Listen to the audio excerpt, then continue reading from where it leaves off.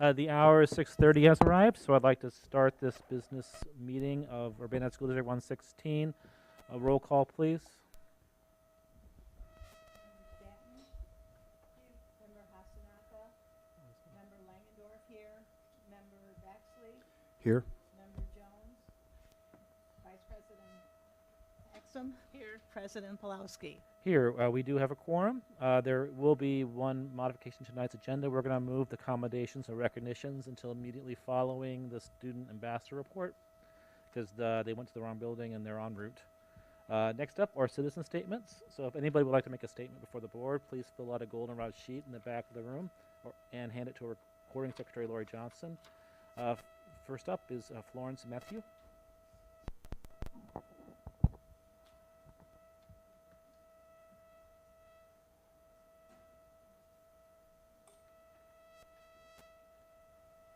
Good evening, board members. Over here. Yeah, thanks. Can you hear me now? Thank you. Good evening, board members. Tonight, I'd like to make a short statement about the French dual language program. I've been teaching in the French program since 2017, so I was there when it was moved from King Elementary to Yankee Ridge Elementary.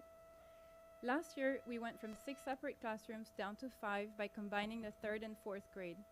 This year, we went down to 4 classrooms by combining 3rd and 4th grade and also 1st and 2nd grade, which I teach. For next year, our administration is proposing that we go down to 3 classrooms by combining kindergarten with 1st grade, 2nd with 3rd grade, and 4th with 5th grade.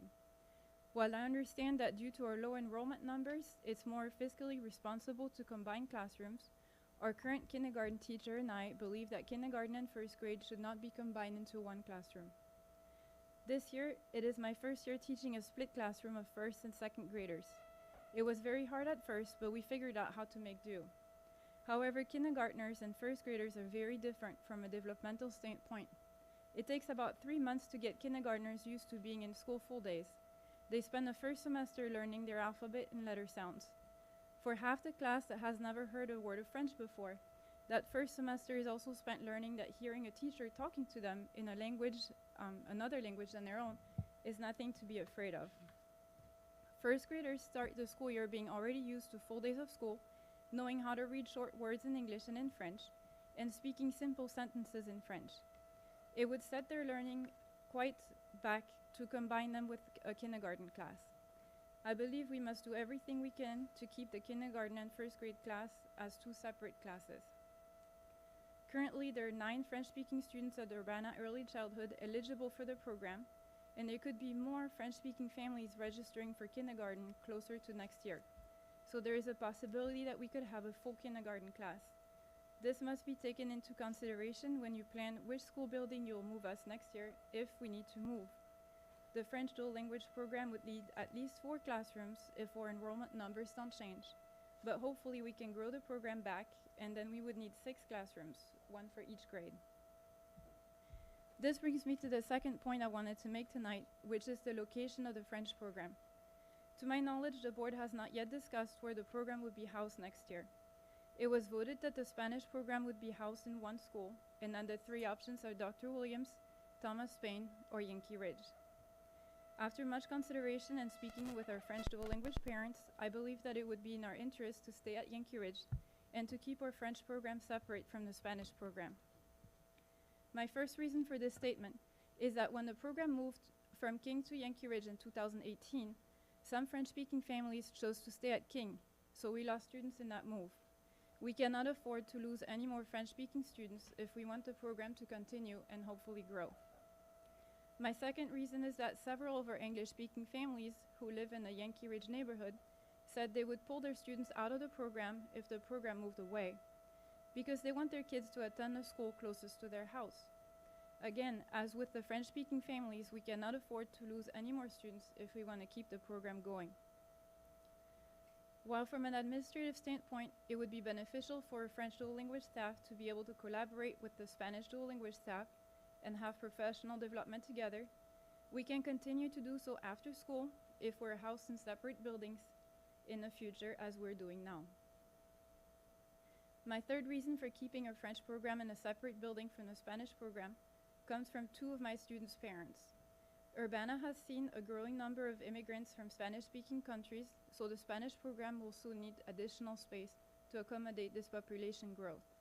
If we were housed in the same building, the French program might have to be moved again in a few years to accommodate for more Spanish classrooms.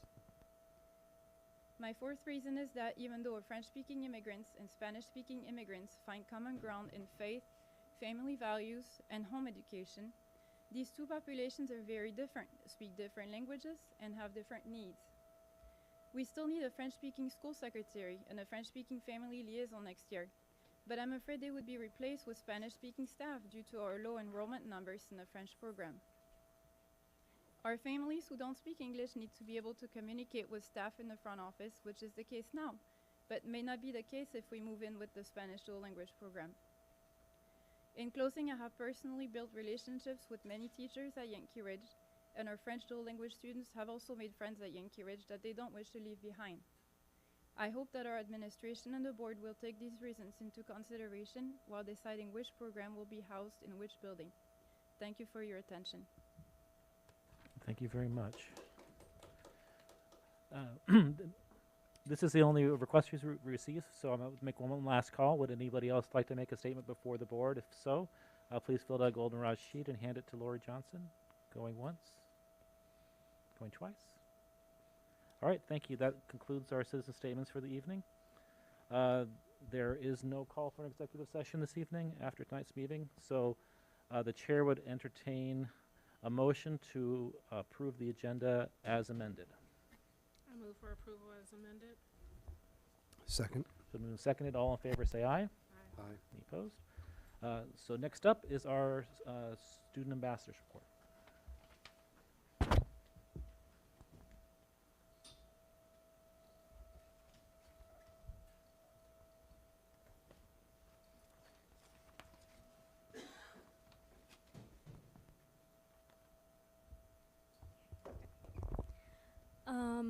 This is the student ambassador report from me and Dominica.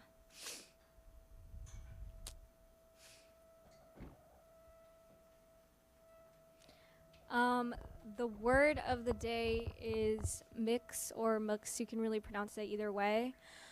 What it means is it's a gender neutral word that has the same meaning as the word miss, Mrs., and Mr., except the title mix is a gender neutral title that gender nonconforming individuals often use, but not always. What is gender nonconforming? Gender nonconforming in the queer community means someone who does not identify as cisgender, as a cisgender male or a cisgender female. Cisgender is someone who identifies as the gender they were assigned at birth. The title's important. Mix is important to use if requested to use, because using this title shows that you are showing this person respect and acknowledging who they are. Everyone is different and identifies in multiple different ways. Internships. The juniors at the Urbana High School have the ability to apply for the executive internship program. There will be an informational meeting tomorrow during 6th hour in the lecture hall about this. Seniors are doing these internships this year, so good luck to all the seniors who are participating this year.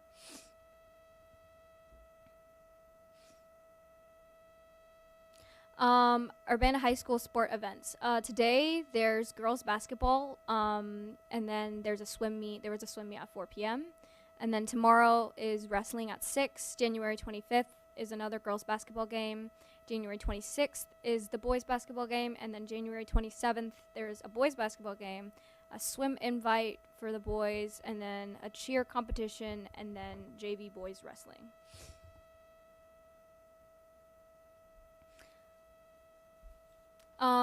Martin Luther King Day was recent, and so here are some of his accomplishments to celebrate him. First is peaceful protest. Martin Luther King Jr. led many peaceful protests and got a lot of backlash for it. He was sent to jail sometimes for it, but that never stopped him, and he continued to revolutionize civil rights through peace and talking through inspiration from other leaders of nonviolence. The SCLC is what he founded, and that stands for the Southern Christian Leadership Conference. And this encouraged black individuals to involve themselves in more peaceful protests and to unite citizens working for the civil rights movement. And the goal of this was to make sit-ins and protests more successful and impactful while still being nonviolent. And the Montgomery bus boycott was a mass protest that lasted 13 months, ultimately ending the segregation of black civilians on buses. Martin Luther King Jr. became very active in this boycott and deeply encouraged it in others, and he became an even stronger civil rights leader through his work with helping influencing this boycott. Urbana High School water and bathrooms. I gave you a bathroom update I think maybe a month ago or two, and the bathrooms seem to be doing a lot better, but recently my psychology teacher asked how people thought about the bathrooms, and everyone in my class was just like, they're good, but the smell is still pretty bad. And then I was wondering, are there more of those strips that you guys nailed into the bathroom stalls? Did you guys nail more of those into the stalls? Yeah, there's only one set of bathrooms that don't have those, and that's in the MP hallway.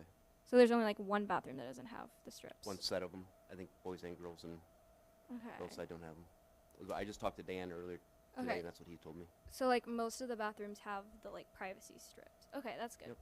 And then for the water fountains, most of the water fountains at the Urbana High School don't work. Normally, only the place to fill up your water bottle works, and sometimes those don't even work. Or some water fountains don't even have those, and they just don't work at all.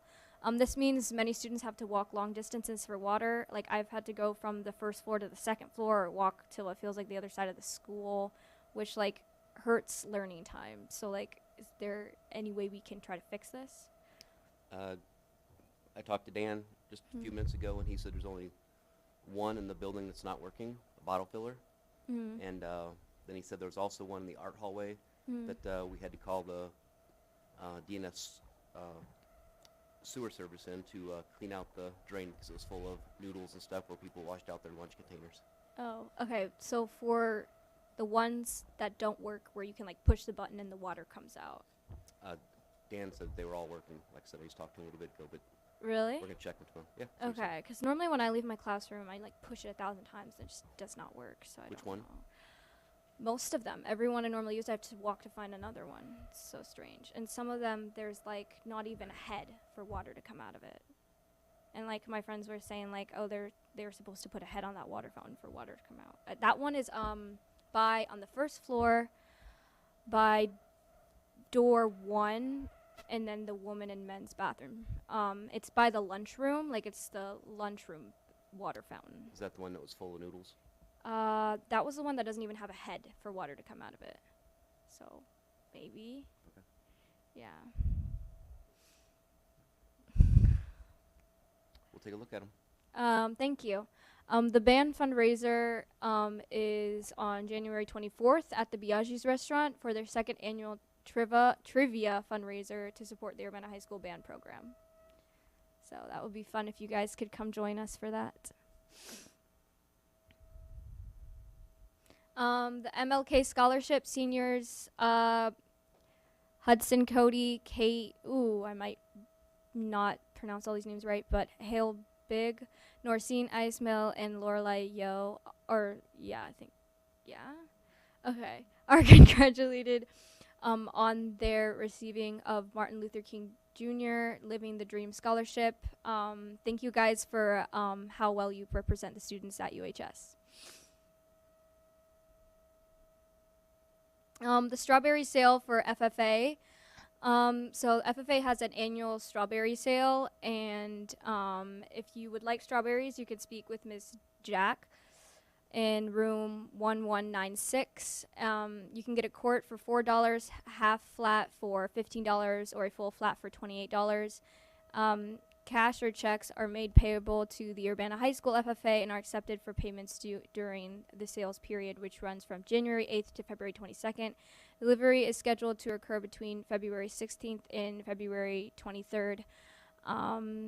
yeah, so if you want to support FFA, you could buy some strawberries. Thank you for your time. Thank you, Paulina.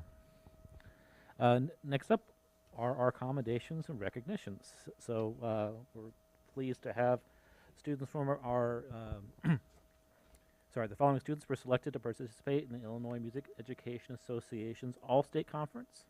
So we have several of them here today. This conference will be held in Peoria, January 25th to 27th. Yeah, Ms. Yeah. You want to do the core students or say anything, or you don't have to? It's okay. It's all right. You don't have to. Yeah. Yeah, we're going to read their names. I didn't know if you had something you wanted to say in addition.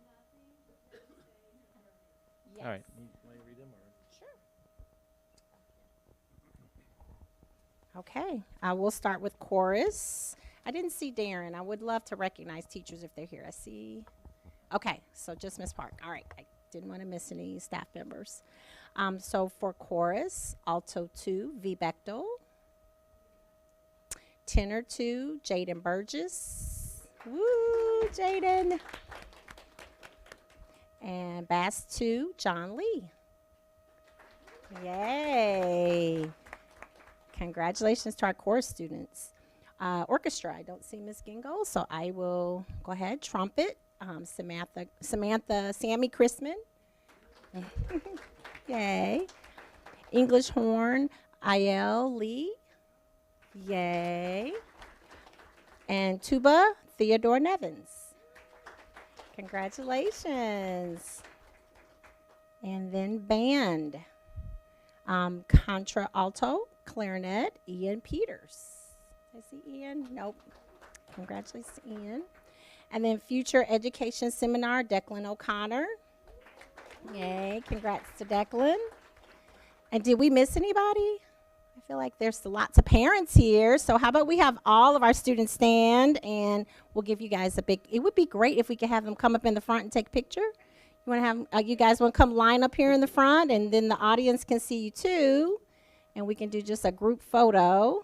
Just we'll like. Yeah, you get up close so the cameras Yep. can get you. Yep. Yep. Yep, right in here in front of us, Jaden. You can start the line. Yeah, Sammy, leave it on. You're representing.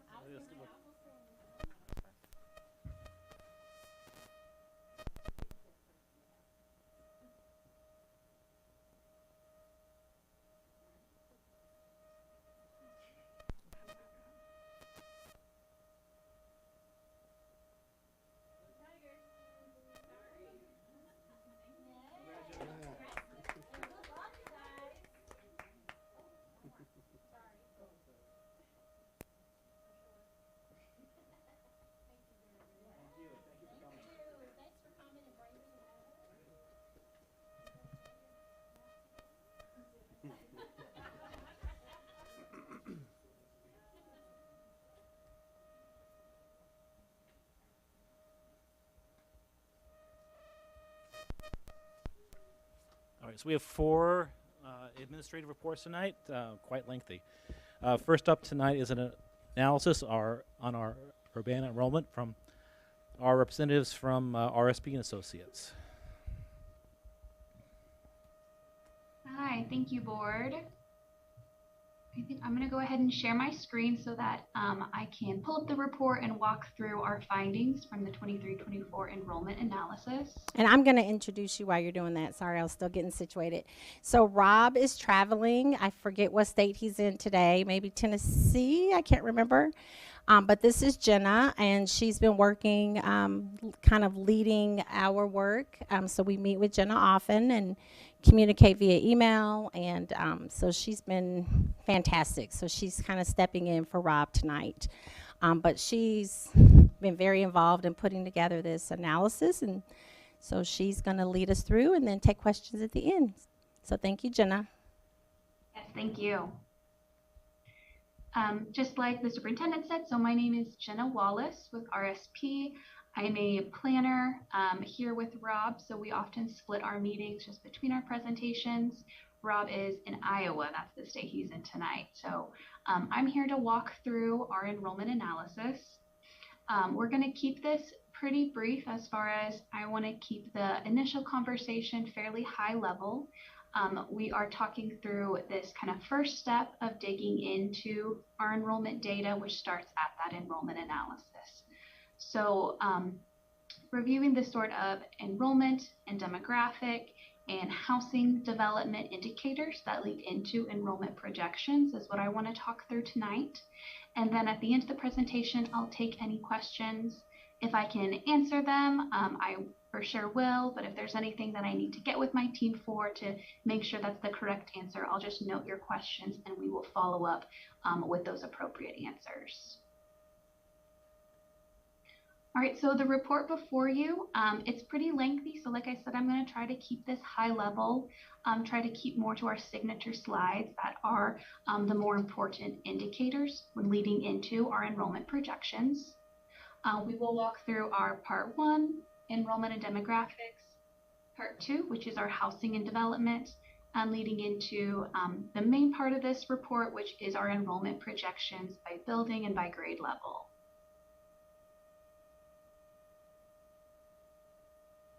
So our first slide here, 100,000 for perspective, sort of an overview of where this report has the district going these next 5 years. We do have the district growing in enrollment up until 28-29, and the majority of that enrollment growth is at the middle school level. We'll talk through capacity challenges and what the difference it means for students by reside versus student by attendance.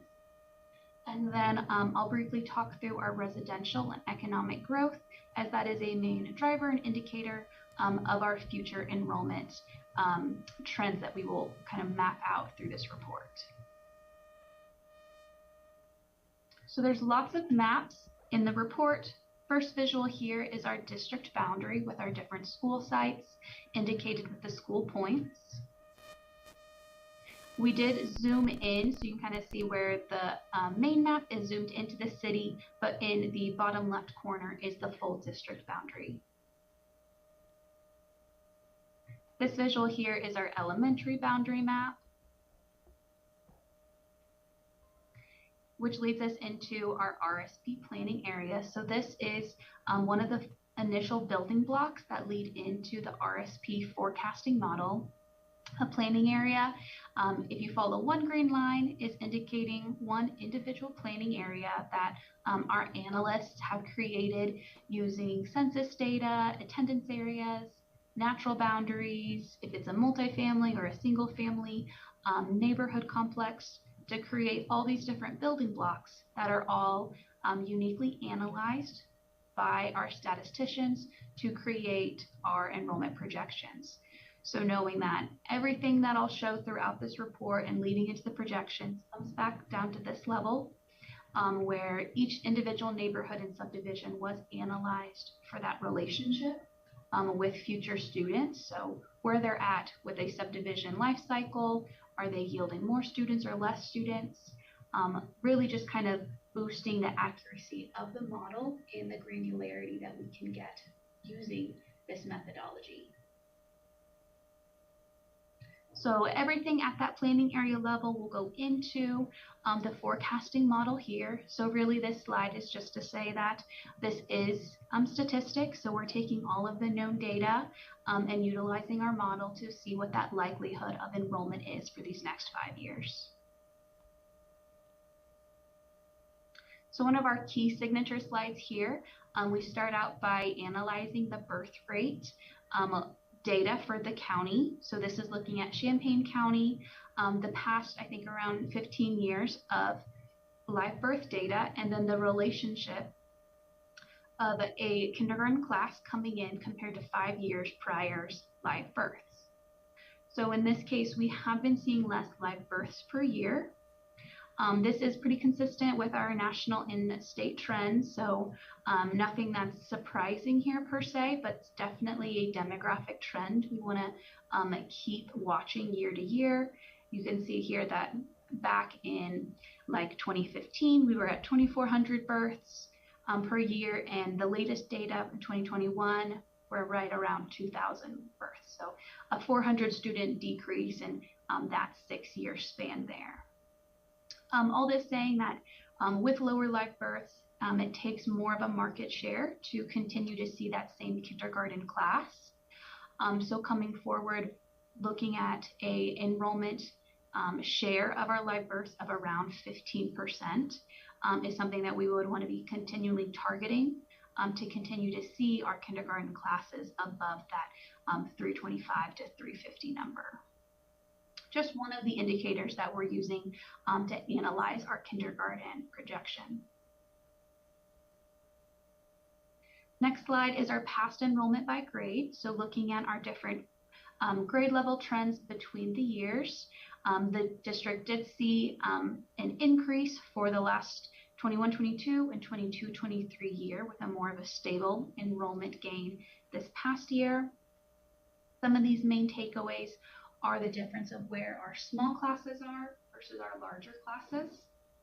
So our 11th and 12th grade, right here, if you can follow my cursor, out of being around 250 students, being the lowest enrolled grades in the district.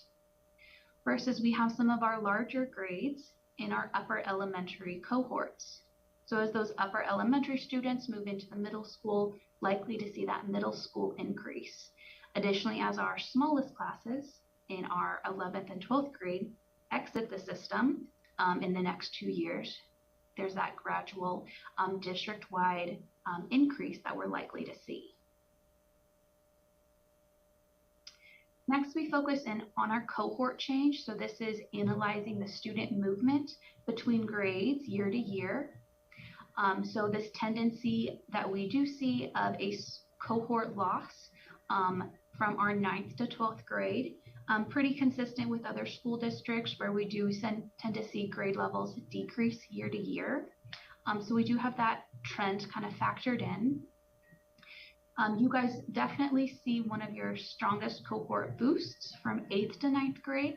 So looking at this column here, you can see that on a 3-year average, there's an increase of around 84 students transferring in from 8th to 9th grade. So students coming in from maybe regionally coming into that 9th grade high school experience at your district.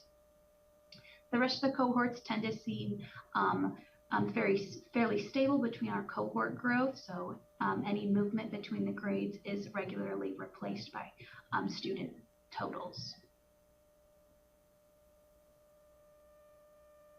The next 2 slides here look at our migration trends. So looking at the new students per year coming into each grade level. So we can see that's the orange bars, the number of new students, versus the green was a past student in the district that has transferred private, parochial, out of state, any of those categories in our out migration, the green bars. So illustrating that the past 2 years, you as a district has seen more of that in-migration, out-migration. But this year, with a lower percent growth in the district, we did see more of an out-migration of students than in-migration, that net positive, or that net negative here. We want to provide this by a whole number to kind of compare total number of students, but then also by a percent to reflect that in the middle school, we have less total grades, so less total students. So illustrating that if we look at this on a percentage perspective, our high school seems to have the lowest in-migration, while our out-migration, you can see it has increased on that percentage level. This next slide here is our out-of-district enrollment. So looking at the number of students that reside from out of the district boundary. The district sees around 50 students from surrounding districts, with Champaign Community being the largest contributor of out-of-district enrollment. This visual here looks at our subdivision life cycle of our neighborhoods. So where you see orange is where in those neighborhoods, the past 5 years have increased in student count, versus the green is where we have seen a decreasing number of students in those neighborhoods. And then we have a student density heat map here. So looking at all of our students in the district in a relationship of proximity. So the closer students reside together, we can see how that creates this heat effect. And very clear where kind of your 4 pockets of hottest student density is residing in the district. So all of those slides there kind of build the building or footprint for our enrollment demographics. So looking at all our different indicators, some of positive, some of negative of our student loss and student growth. What I'll lead into now is our outlook on development and the relationship between the housing market and future students. This first visual here is utilizing census data and county data and trying to pinpoint the relationship between these really important indicators. So our green line year to year is our population change. So from the census, the district has been seeing population loss year to year from 13-14 to 2021. We often see a big swing between decennial census moments as the census kind of right sets themselves. So more of a population loss to a very small population gain trend in your community. This green line that's more stable and positive is our new certificates of occupancy. So leading as there's been a stable increase of around kind of 50 to 75 new units per year being built on this decade time period. And then the red line indicates our student enrollment change. So knowing that we had our kind of 3 years of enrollment loss from 18-19 to 2021, and our last 2 years of enrollment growth as we recovered from that. So indicating 3 really important indicators here as we want to watch what our total population is in the district, and then continuing to watch what our building activity is if anything drastically changes with these 2 indicators of what that could look like for our enrollment. This visual here goes into just a demographic summary from the census data. So kind of indicating, going alongside with that bar graph where we have had some population loss in the district. Housing inventory has increased these past couple of years as more units have coming online. And then we've also been reviewing the income outlook and our workforce outlook as some more of our demographic trends in the community.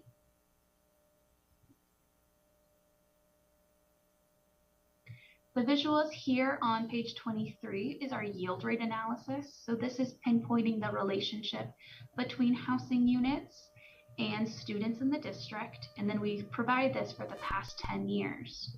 So the top table is looking at the number of students the district sees per 100 single family units. So the district sees around 11 students per 100 single family units. And then by boundary, Dr. Williams Elementary School, that boundary has the highest student yield rate. And if we look back to comparing the student density heat map versus where that enrollment boundary map is, you can really see how a lot of the areas with the hottest student density reside in Dr. Williams Elementary boundary. We also provide this by multifamily, so this is including the apartments, townhomes, mobile home parks, everything that falls outside of the single family designation. For this case, the district sees around 10 students per 100 multifamily homes. So a very close relationship between your single family and multifamily yield rates. In this case also, Dr. Williams tends to have the highest yield rate in the district. And then second to that would be Yankee Ridge for the multifamily yield rate.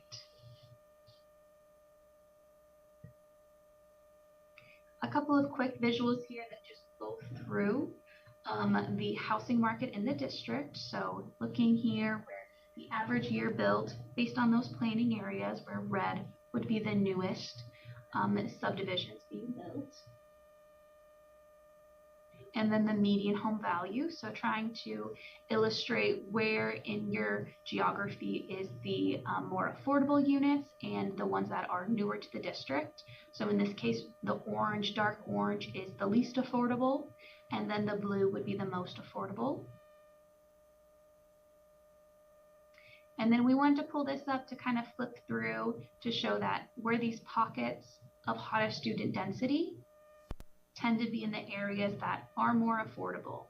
So kind of looking at that density of students in this pocket here, and then up here compared to where our current students live. So just that relationship with affordability of our housing market has a very strong propensity with having students in the district.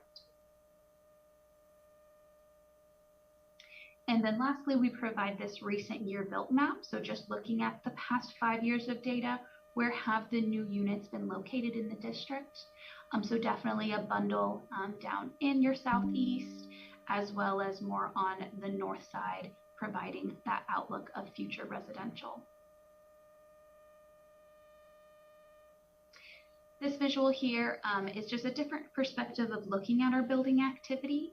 So looking at decade by decade, where the new units have fallen between each year. So orange being that they were new to that decade being built, versus gray was the existing number of units at the start of the decade.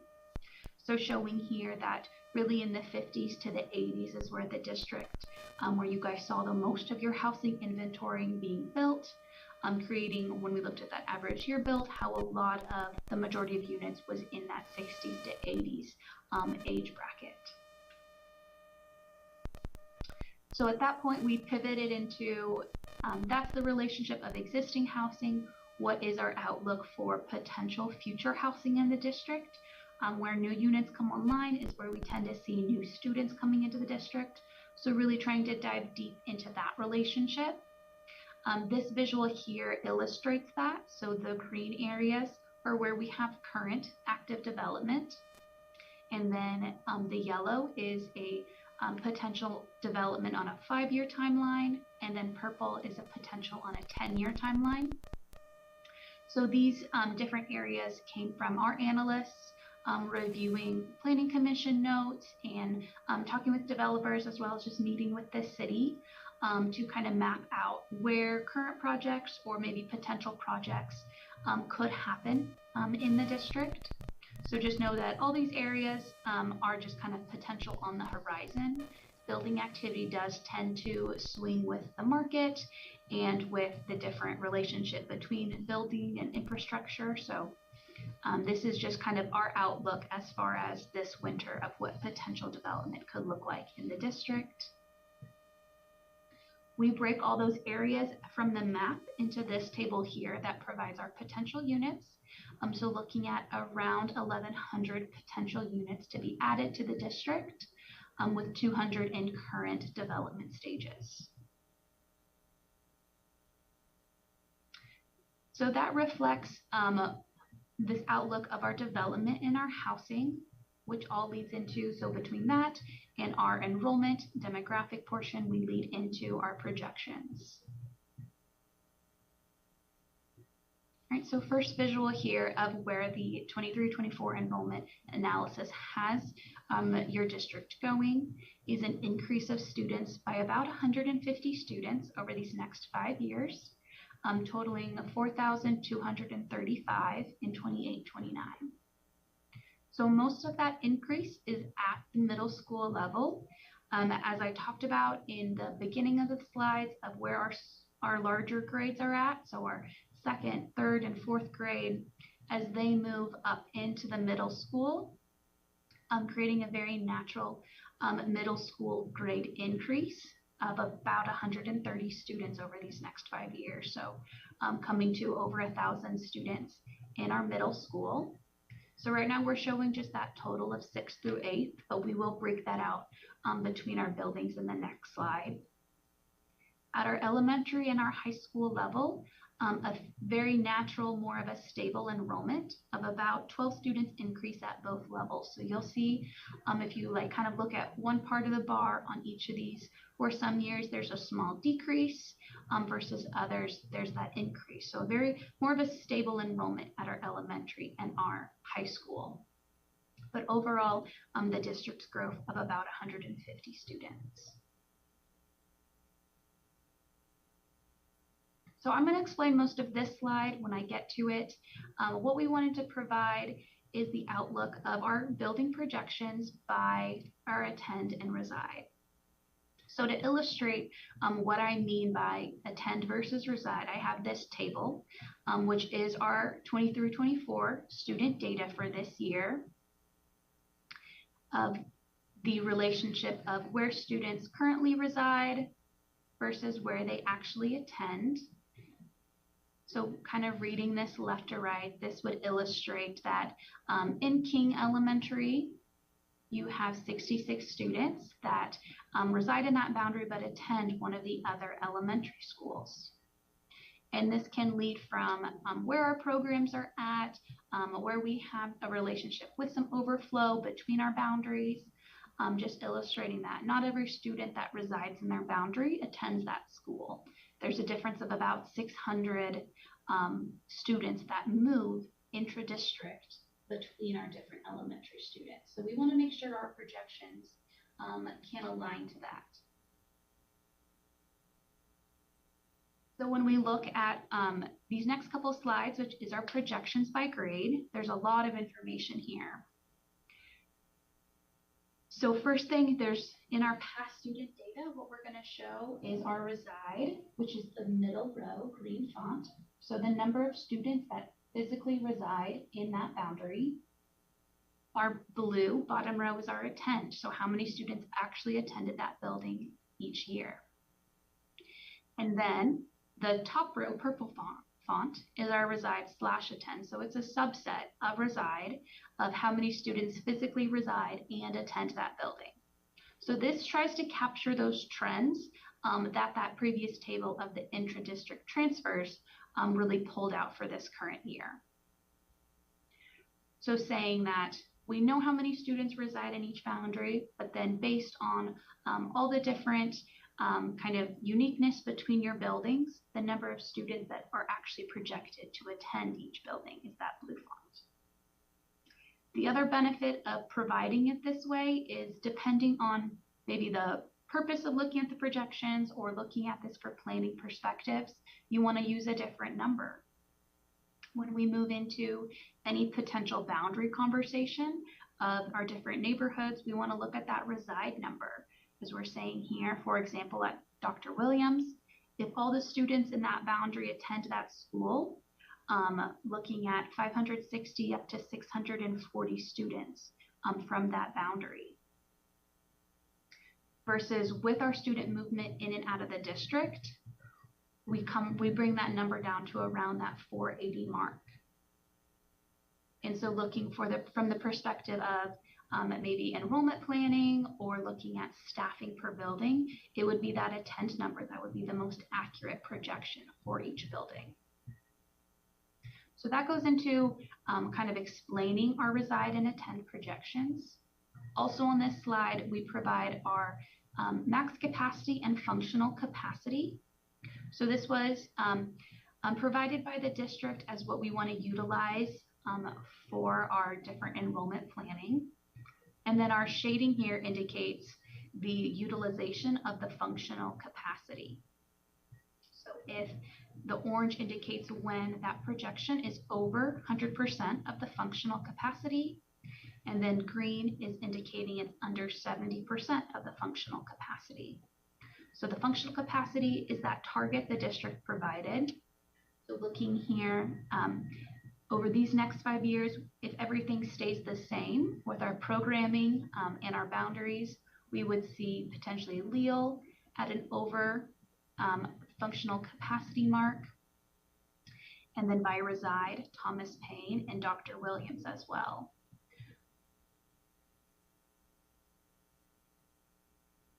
So we also provide the same graphic for our secondary boundaries. In this case, we do not have any over functional capacity provided for our secondary facilities.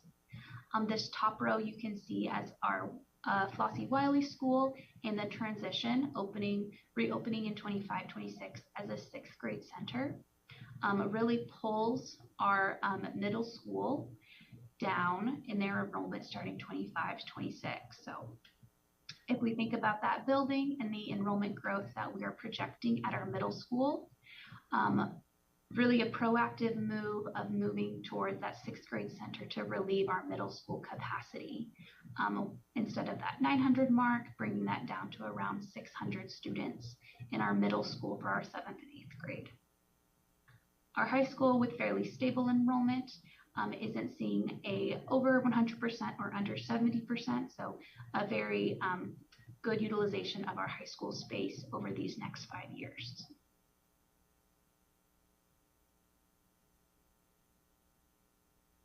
So that goes into the summary of what we're putting together for this enrollment forecast. We have a very stable enrollment at our elementary and high school, with the majority of the increase at our middle school. Some of our capacity challenges reside in our elementary school. So Leal by attend, Dr. Williams by reside, and Thomas Paine by reside and attend over these next 5 years. And some of those driving forces really coming from our recent enrollment growth in our larger classes moving in, with our smallest classes exiting the system, as well as our outlook of community migration and our developments. So that goes through most of my report here. The rest of this is more of just our key considerations and next steps. So just going forward with, this is our likelihood of our forecast at this time. And we know that a lot of this information is going to be used with the next steps of our boundary conversation. So I want to make sure that I left enough time for you guys to ask any questions, and if there's any slides I can better explain or go back to. I just want to make sure you guys have a comfortable feel with this report and with our enrollment projections. So I'll go ahead and pause for any questions that you guys have. Board members, are there any questions? I have. Go ahead, Lolly. Hi, Citlali here. I'm curious about where the numbers for the immigrants that are coming to the area are coming from, and when was the time that you guys took that data? As far as our student data? Yeah, when you have a slide where the immigrants come, the immigrants who are coming to the area. I wonder how you guys got that number and when was taken that data. Yeah, so all of our student data is going to be reflective of official count. So whatever you guys send to the state, the Illinois official count day. And then the migration slides, that's just looking at new students coming into the district that can come from anywhere. We don't know where they come from. It's more just a new student ID that year versus the out migration was we had a student ID for you in the previous year, and then this year it transferred out. So really everything's coming down to that official count day as like the marker of all of our student data. If you're talking about the immigration, out migration slide, Yes. I think that's district immigration and out migration, not necessarily. So that's students who have entered the district from the previous year who maybe came from Champaign or Rantoul or outside of the state. And then out migration is students who left the district to go to. I understand that, but I just wonder how she took that data. How do we know what is kind of the prediction of how many people is coming? Because where I work, I can see how many people is coming, and that information wasn't really the one I'm seeing in my job. So I wonder where that information came from and when was taken. Yeah, so all of that's from the student data, and then from our official count day data. And I can give a little more. So every time there's a student who comes or leaves the district every year, there's an entry withdrawal code that's put into the student database. And based on whatever information we have, we can code those entry withdrawal codes to where they came from or where they went. So over the course of a year, if we have like I think for elementary it was like 300 students came, or 150 students came and 150 students left throughout the year. That's all in the entry withdrawal fields in the student information system. I don't think that that's what we're trying to get to, what Salali is asking. We decided our last meeting about combining and having one dual language program. And one of our goals would be to determine where that dual language program would go. And I think Sidley wanted to find out where the students who might qualify for the dual language Spanish program, where they're living in the community, and is that information that we can get. I think you're wanting to know the numbers of those who are immigrating into our community. Where did you get that number? Yes, that's what I want to know. Because in my job, I have different numbers. We see more people coming to the area every day. And I want to know how she predicted how many students come in. I keep saying that. I don't know. Yeah, but she's she's saying people are coming in every day. Where are you getting your data? That's what she's Yeah, that's what I want to know. No, you all, guys don't all have of that this, answer. all That's of the data here is pretty much This is straight out actual. of Skyward. Okay. This is all actual data. Yeah. Versus what she's wanting to know is your projection of who's going predicting. to be coming. So if there's data like that, where is that data coming from? Of the projections of those sorry. that are going to show. But it's because of the Duolingo program. Because I see the So population future coming. numbers. Like every day in my job. That's what she's I can wanting to tell know, but you. that's not what's in New this Yeah. data here. Those were, I think, the past 3 actual, but there were some projected numbers maybe you could talk to, Gina. All right, thank Yeah, you. I'm sorry sure. for the confusion, guys. No, you're good. So like the in and out migration slide, that's actual current student data for the last 3 years. What I think you're asking here is more, it's based on those planning areas. So our analyst will review that and look at the demographic trends on each individual level. So if there's different neighborhoods that have been having an increase in population, all of that's factored in to our projections. So we look at that using our census data and then just using where new housing is being located and the turnover of houses. All of that's going to be inside the projections built into the model of where those neighborhoods are residing in each school. Does that help? Well, I mean, one thing that I'm concerned about, or at least interested in determining, is what is the projected growth of students who would qualify for the dual language program who are native Spanish speakers. And that has increased over this district pretty steadily as our elementary numbers have remained flat overall. So I haven't seen that data as part of this presentation yet. No, as far as like addressing the dual language program, we don't have that included in the enrollment analysis. This is more of if everything stays the same and what the outlook of our deep dive into the data is. I think anything on that topic is going to come at a later time with more of the boundary conversation. Well, and I don't think that we can predict the newcomer immigrant students. I mean, we hear of families coming, and then sometimes that just doesn't pan out. So I know that we have had an increase, which we don't have a way to predict. I think we know we have unaccompanied minors who come. We have families that we hear, we hear that their families coming from the Chicago area, and sometimes they arrive and sometimes they don't. So, I mean, we can look into that and see if there's a way for us to predict that.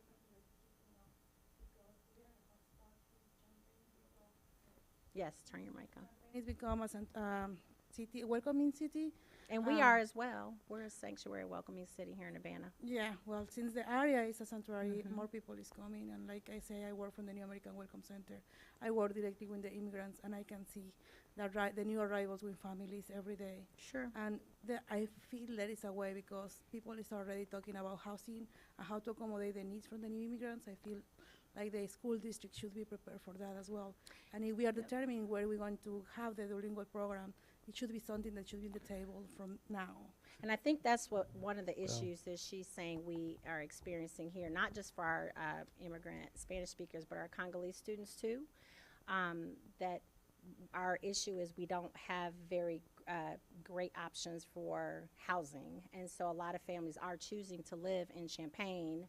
And we heard that from some of our French families when we've been talking to them about French dual language. I think that's one of the issues that Urbana is dealing with right now. I think there's some plans for the future in the next 5 years that the city has some property, but right now I think that is the biggest barrier to families coming here is we don't have a lot of options for housing, and you can see where they are in her maps that she showed. So. Yeah. I guess just from a very high level, the board has a decision to make with regards to the placement of the dual language program, and one of the questions that you could help us answer that would help us make that decision is, projections with regards to the growth of that population. If there's information that you need from us or from some other source that would help, get a 5-year projection of that would be really useful to us. Yeah, that could be something that maybe we provide at a later time. It's not included in this report, as this is just like that enrollment analysis at the overview, but something that we could work with between us and administration of addressing that and having some sort of scope of that program for your decision. Yeah. Please go ahead, Ravi.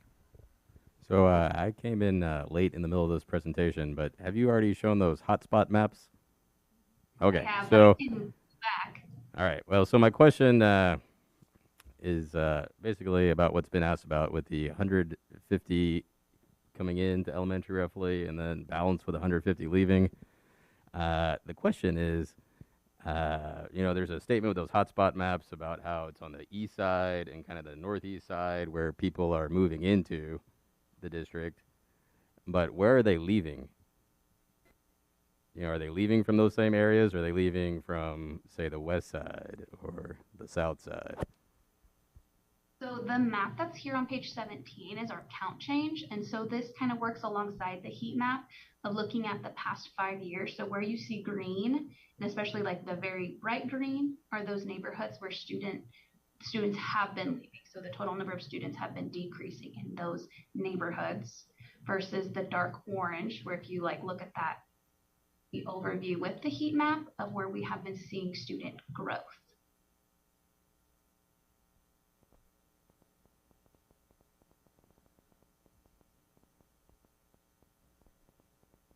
It seems like that's pretty balanced over some years. That is how we maintain 2,000 elementary students. I don't know. So it seems like at some point the decreasing places will dry up.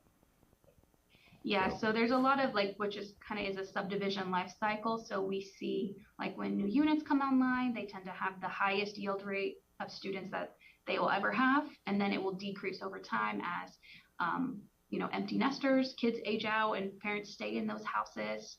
So that's when we kind of see this green, this regreening. And it's what we're trying to visualize and pinpoint in our data is at what point do those residential units turn over, new families buy into the neighborhood, and we see that increase of our students. So all that planning area data is kind of factored in from this map and even background data leading into those projections. All right, and then my other question is that, there is a slide that shows, or a map that shows the median incomes.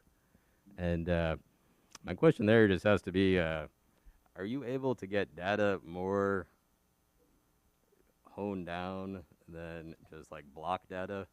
And the reason I ask that is because there's some neighborhoods there, north of Florida, east of Lincoln, in that corner, where you have $400,000 homes, but they're listed at less than 50,000 because they're coupled with apartment complexes that have 200 college students in there with no income. So, because if you're going on block data only, then those neighborhoods are listed as probably poor neighborhoods, but they're really some of the fancier neighborhoods in town. Yeah, for the median home value map, we just have that single family home perspective. So anything that is multifamily is not included in the analysis. And then I could work with our analysts to see if we could get a more granular scope.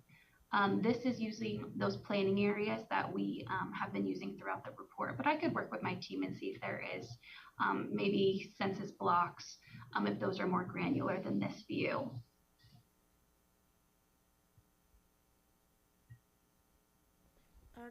Are the home mobile units considered a unit? So for the mobile homes, those are considered in the multifamily, not single family. Okay.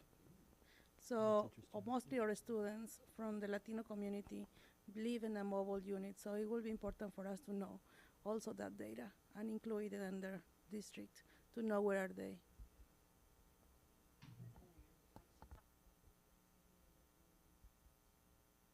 On the heat map.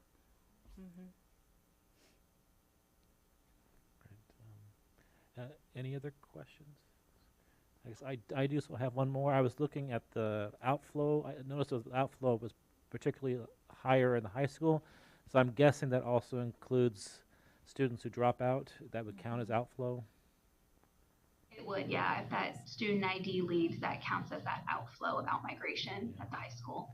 Yeah, I mean, we've seen an increase in that over the past 3 or 4 years in particular, so I'm guessing that's a contributing factor. Yeah, Tori asked me the same thing when Jenna was talking, and I think that is definitely a number we want to shore up, and as we've been talking about increasing our graduation rate, so unfortunately that is a higher number than we'd like it to be right now. Right. Any other questions? So it's RSP are our partners in this whole process. If there is information that you as board members need to help you make the really important decisions we have coming in front of us, it's imperative that we get questions through administration to RSP as soon as possible so that we can collect the data that we need to answer the questions that are in front of us. So please engage. And that speaks to the public too. If you have questions that you'd like to have answered as part of this process, please let us know. Thank you very much for your presentation tonight. Jenna, are you going to stay on for a few minutes while we talk about, okay. So on that last slide, the key considerations that Jenna showed were at the bottom, there are next steps listed. So I just want to put this reminder out there again that we are continuing to, as Paul said, kind of work side by side with RSP to continue to talk about the elementary boundaries, our next steps. We had a meeting with them just this past Friday where we're just starting very early conversations about those boundary plans. And as you can see, what they are providing is pretty comprehensive and quite a bit of data to digest and kind of look through and comprehend. And so I really, as Paul said, encourage our community and people who have, this slide, it's the key consideration one, John, you went by it. So, yes, so we've talked about the timeline. I just want to put the timeline out again. So we're going to have a conversation right now and talk a little bit about next steps for our three elementary schools that we're considering for dual language. So there's going to be community input facilitated in February, actually February 28th and 29th to be specific, and then bringing forward a boundary plan in April to the board to consider. And basically, the next steps of the work that RSP is going to do is really focus on the boundaries. Remember, all of our elementary schools feed into the middle school and high school. So most of the conversations around the boundary plans are going to really be impacted by the dual language, the single school dual language program. So, the board is very aware that by choosing the one school model, then that means we only have 4 other elementary schools then to move students around and therefore figure out what those boundaries are going to be. So tonight, what I want to talk about a little bit is, I know a few weeks ago the board asked us to kind of give a little more parameters around that. even if that meant like administration choosing one, which we're not going to do because we are working very collaboratively with RSP because they are doing a really exhaustive analysis. But what we would like to talk to tonight about is the possibility of the board considering maybe streamlining from thinking about 3 schools to thinking about 2. So, John, if you want to pull up.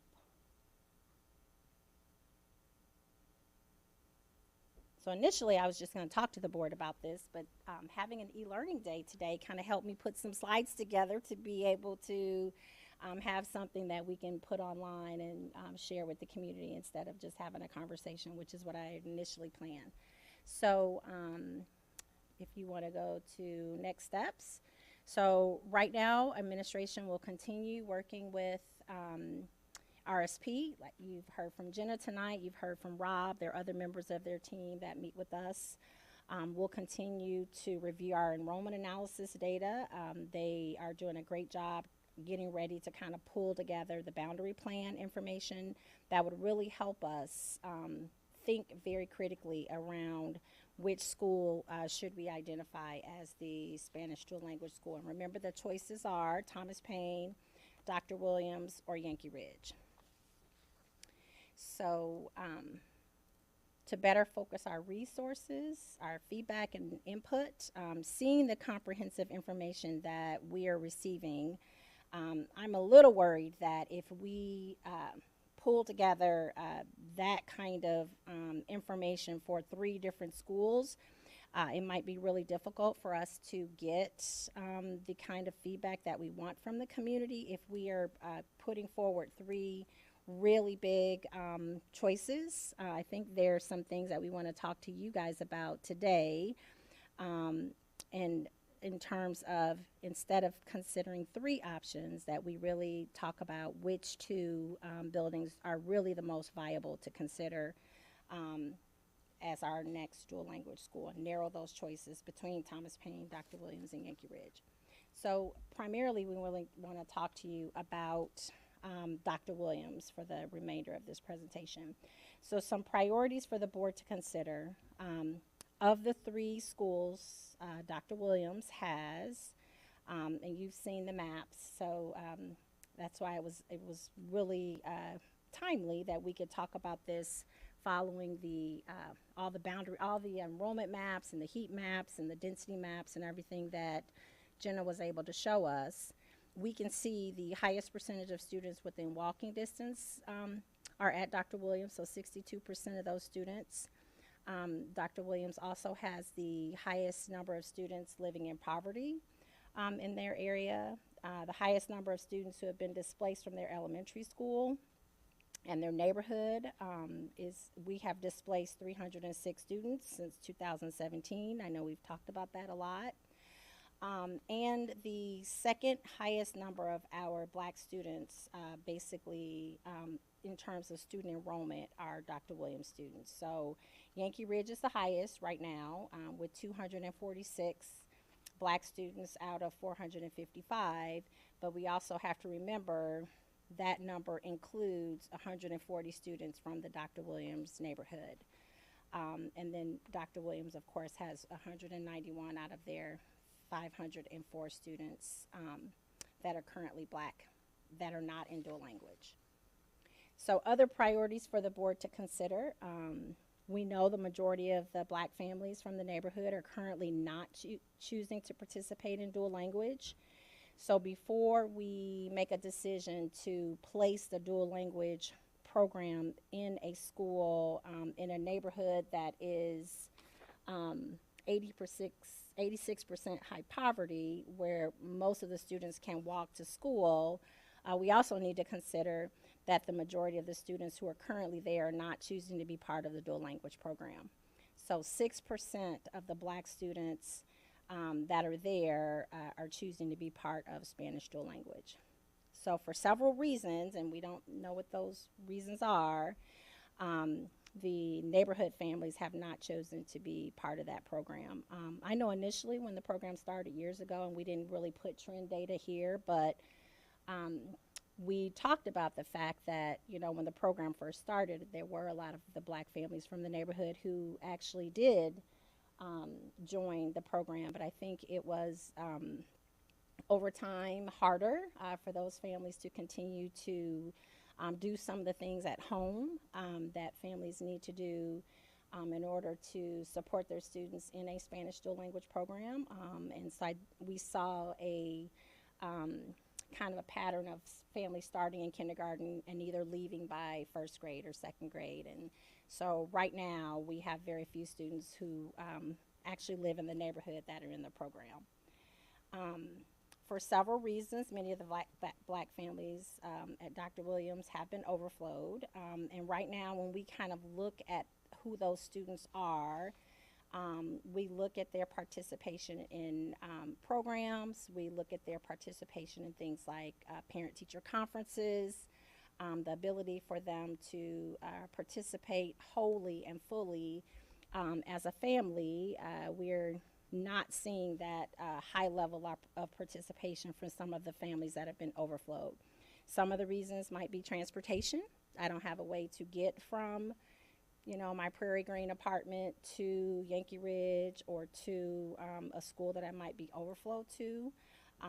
So I think having those students being able to come back to their neighborhood is would be significant for them.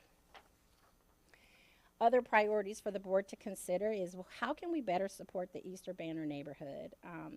You know, I know as a community, we have seen some of the struggles in the neighborhood with crime, food insecurity. There's just a lot of needs in this neighborhood, and I think as a district, instead of displacing more students from that neighborhood, we need to be making every effort to do what we can to help bring that community back together and to make them whole, instead of yet again moving more students out of their neighborhood if we were to place the dual language program there. Academic achievement needs. I know we've talked here about our school report card designations, and we've heard that Dr. Williams is currently our only intensive designated school. They were designated comprehensive prior to this year, which means they have for the last 5 years been considered an underperforming school.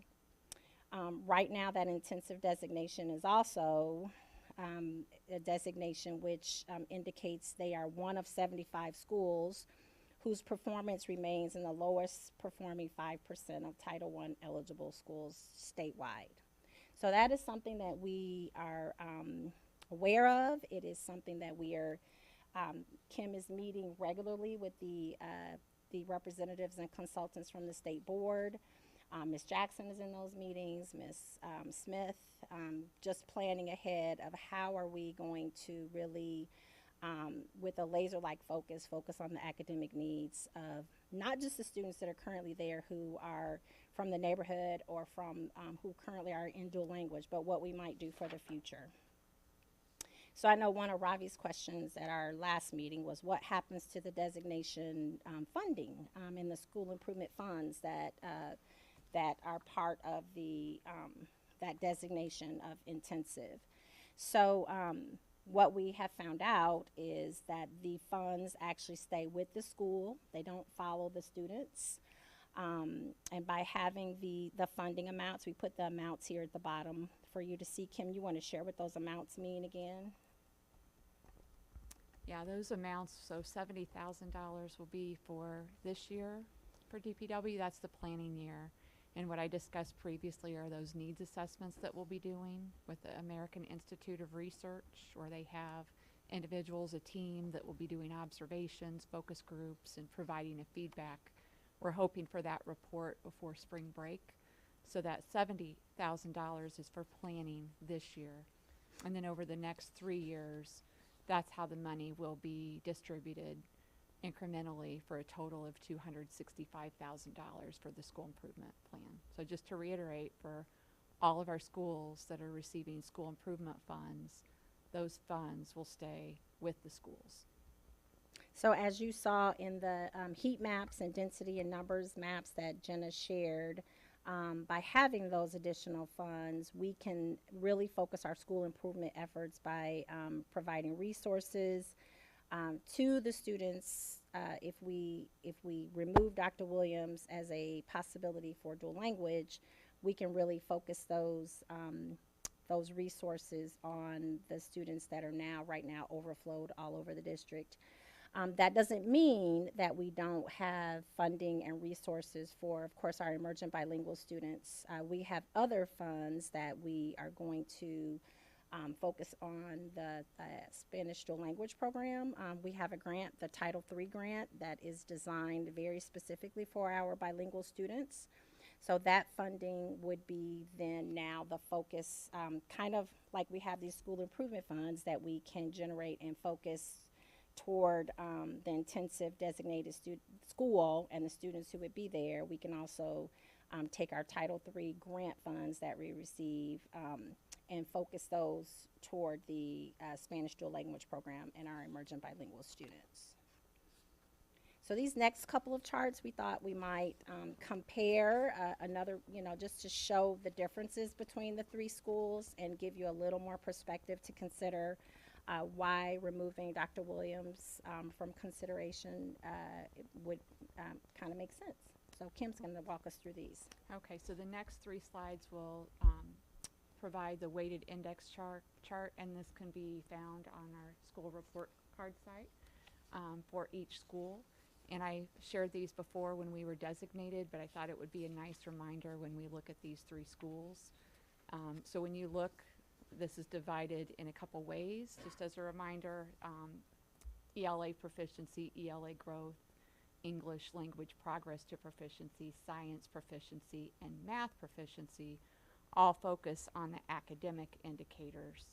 And then the other portion is chronic absenteeism and the climate surveys.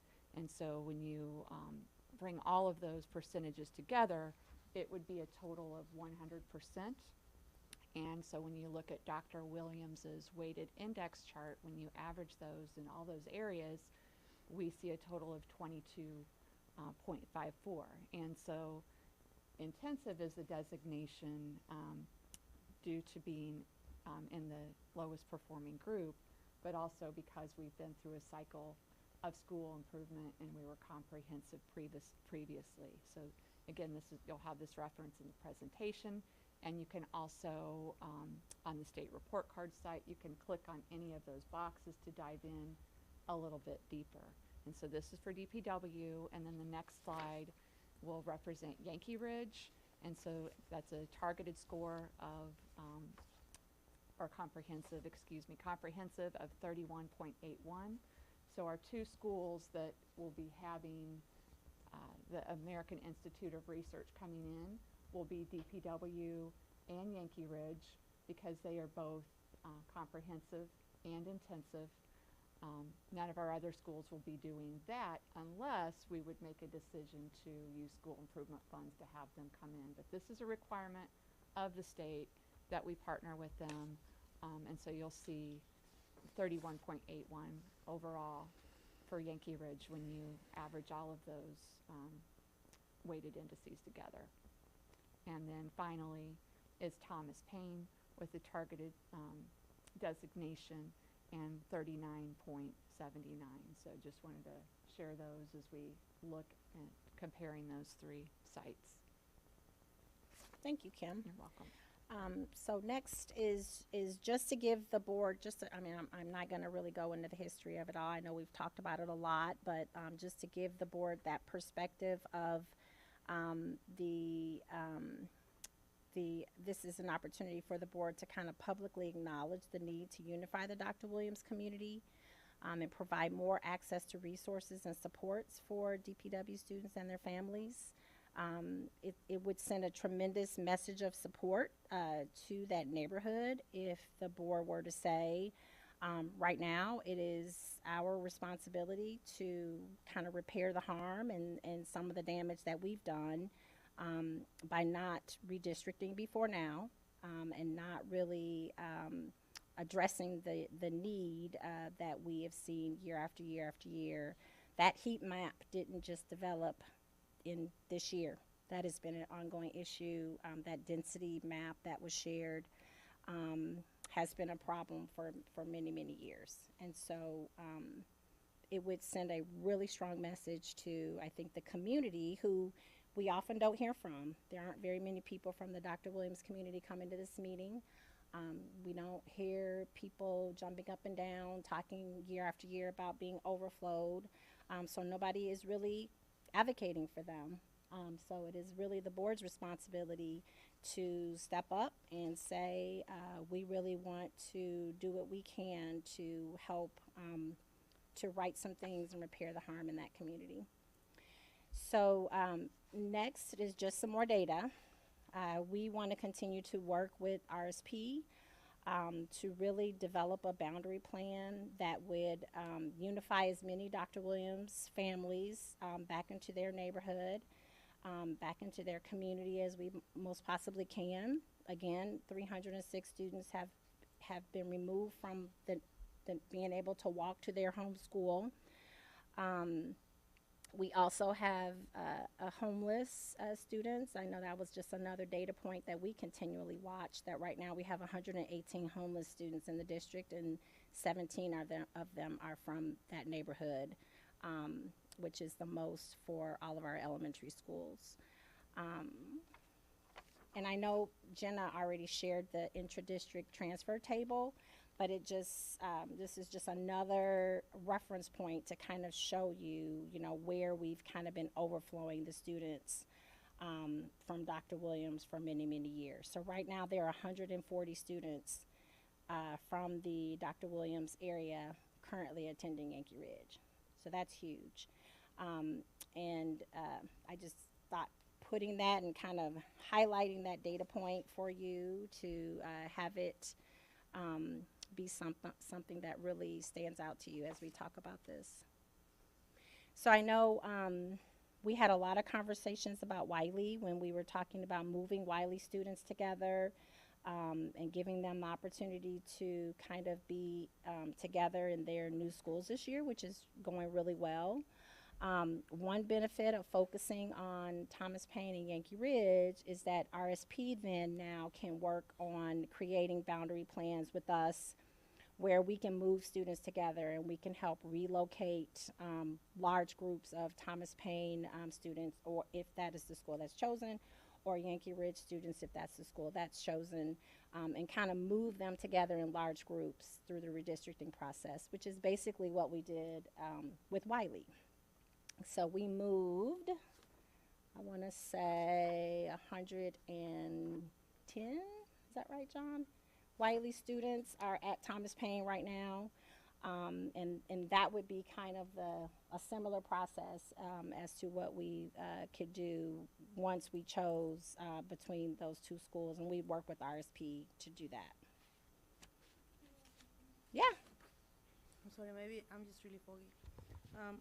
So you mentioned that Wiley students are in Thomas Paine, the majority? Not all of them, a large group of them, yes. That's where the majority is in Thomas Paine? Yes. So by choosing Thomas Paine, then those kids need to move again? If that was the school that was chosen, yes. And I think RSP will be able, they will show all of that data. They'll show us where all the Wiley students are, where the Wiley teachers are. And I think that will definitely be a decision. We're not making that decision tonight. Tonight we're really trying to focus our conversation on Dr. Williams, but yes, for part of the public input moving forward, that would definitely be one of the data points that I think many people will be talking about and looking at, is not wanting to have those students have to be moved twice. But then let's just put us in the corner, because we cannot move Leo because it's not enough. Why Dr. Williams, we cannot move it because of the population. Thomas Paine, we cannot move it because majority of Wiley kids are there and we don't want to move it again. So the only choice you are giving us is Yankee Ridge. I'm not saying that's the only choice. I'm saying what I would like to do is give the RSP folks a little more, just help them streamline their work. So instead of trying to work through these three big, huge choices, we just kind of give them the two choices and let them kind of give us the options. So they're very early. They haven't really even started putting together like what those plans would look like. So. I'm reading your eyes, Sitlali. Yeah, so, I mean, I'm not doing anything. Well, I'm there's those no are the- there's all the things no that are out choice that we can make between the three buildings that will not disrupt. someone. It's impossible. We have to make relative judgments with what population of students we're more willing to disrupt. Absolutely. And like Madam Florence was here tonight making an appeal for the French dual language students. So I think no matter, where we put the program, there's someone that is going to be displaced, unfortunately. And I think also important, as RSP starts this work, they're looking not in the vacuum of just like where the dual language program is, Yeah. but they're integrating it with the redistricting process. So they're looking at the total populations of all the schools and the whole redistricting process, but they can't really do that unless they have like something to narrow in on the dual language portion. So, Quick question. oh yeah, When you talk about walking distance, are you considering up to 1.5 miles? the 1.5 miles, yep.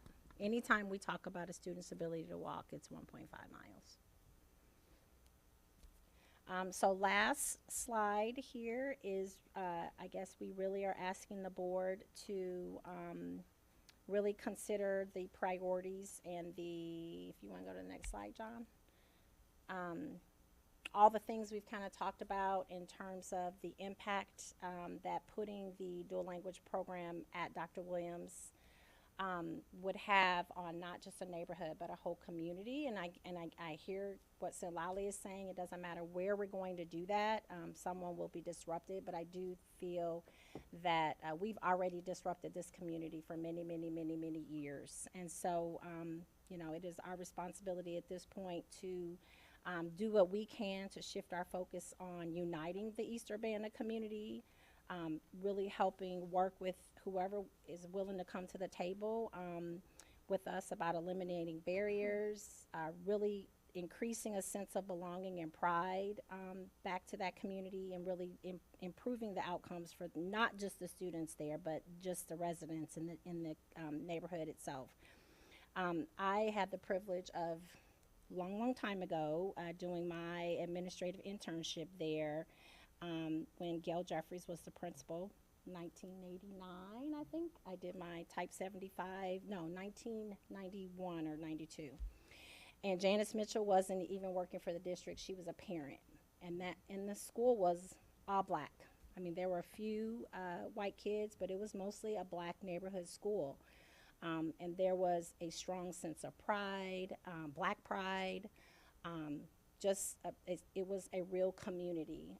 And sure, there were challenges, academic challenges and other things. I know when Mrs. Smith became principal, we were principals together, and all of those challenges still existed.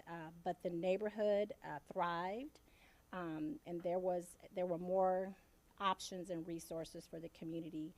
And I think as a district, we have really played a hand in some of the things that have maybe happened in that community, because we really have dispersed the students kind of all over the place when we really have broken their community up. And so I feel like it really is our time to, as a district, work with the city and whoever else we need to. I know the Health and Wellness Center will be right next door with the Park District. So I think there are a lot of upcoming ways that we can really bring a sense of belonging and pride back to East Urbana. And the first way that we do that is just to tell this community right now that we are going to make them whole and not put the dual language program at their school, and kind of shift our focus with RSP. Moving forward on really bringing the board robust boundary plans that look at those two options beyond just kind of the small things that we're talking about today. Like John said, they are going to really dive into all the details related to where students would live and a lot more factors than what I'm talking about today, because I am not the expert they are. So to be clear, is administration seeking direction from the board with Yes. respect to Can you go to the next slide? So that is basically what this slide says, is I would like the board to give us permission to continue to work with Jenna and Rob and their team to really focus the public input that is upcoming, the survey data that will be going out, and really trying to focus all that feedback and public input that we receive around the most viable, I would think, two DL options, Thomas Paine and Yankee Ridge. Board, now would be the time for questions or comments. Please go ahead, Robbie. So before I make my comment on this, I want to ask a question about this process. And so will there be, like is the first time we're going to see a map is in April, or will there be like some tentative maps prior to February 28th that could then be discussed at those public input sessions? So did Jenna stay on? That was kind of, I wanted her to stay on and talk about that. Yes, Okay. I'm still here. Okay. So Jenna, do you want to talk about the February 28th and 29th a little bit? Yeah, for sure. So that would be the first time the maps are going at least out to the public for the public input. So what we typically do is we would post those beforehand and have the survey linked there. So we could do something if you guys are wanting more of a board presentation of what goes out to public forum before that. That's possible. I just know we have built out in the process that that would be the first public input maps that are posted. Well, so let's say we drop Dr. Williams. So will these surveys go out with, you know, one is Thomas Paine as the single DL, and here's what the rest of the map looks like, and here's Yankee Ridge, here's what the rest of the map looks like, or is there going to be, and then after public input, is it just between the two, or is it how we can flex the boundaries a little bit on a given map? So that's basically what I'm at. Go ahead, Jenna. I was going to say, the process is very fluid. So I think right now what we're working forward is at least one concept that would look at Yankee Ridge and one concept that would look at Thomas Paine. But basing off, it's very hybrid as far as where the public lands and kind of the input that we take between administration and the public of what that looks like at the end. So yeah, Dr. Iverton, if you have anything to add there. Yes, I was going to say basically, Ravi, yes, that is what we are asking tonight, is that we focus our, the maps and the boundary plan information that RSP would be bringing forward to the community around what those plans would look like if Thomas Paine or Yankee Ridge are the dual language sites. I have a question. So right now, I understand that Thomas Paine is where he hosts mostly our special need kids. He has ramps and he has already the bathroom size and everything ready for that. So if those are all things that I think that We need to consider Jenna about that. and the team would bring forward in terms of, there are lots of pros and cons, I think, for both buildings. And you're bringing up a couple right now, talking about special education and where the current Riley students are. But I think what RSP will do, working with us, is tease out all of those pros and tease out all of those cons and put them before the public. And say, here are the plans, here are the pros and cons for both, and then we'll collect input and feedback on those. does Yankee Ridge has all this accommodations for special ed kids? So right now, the Yankee Ridge program has the intensive instruction program that has been there for many, many years.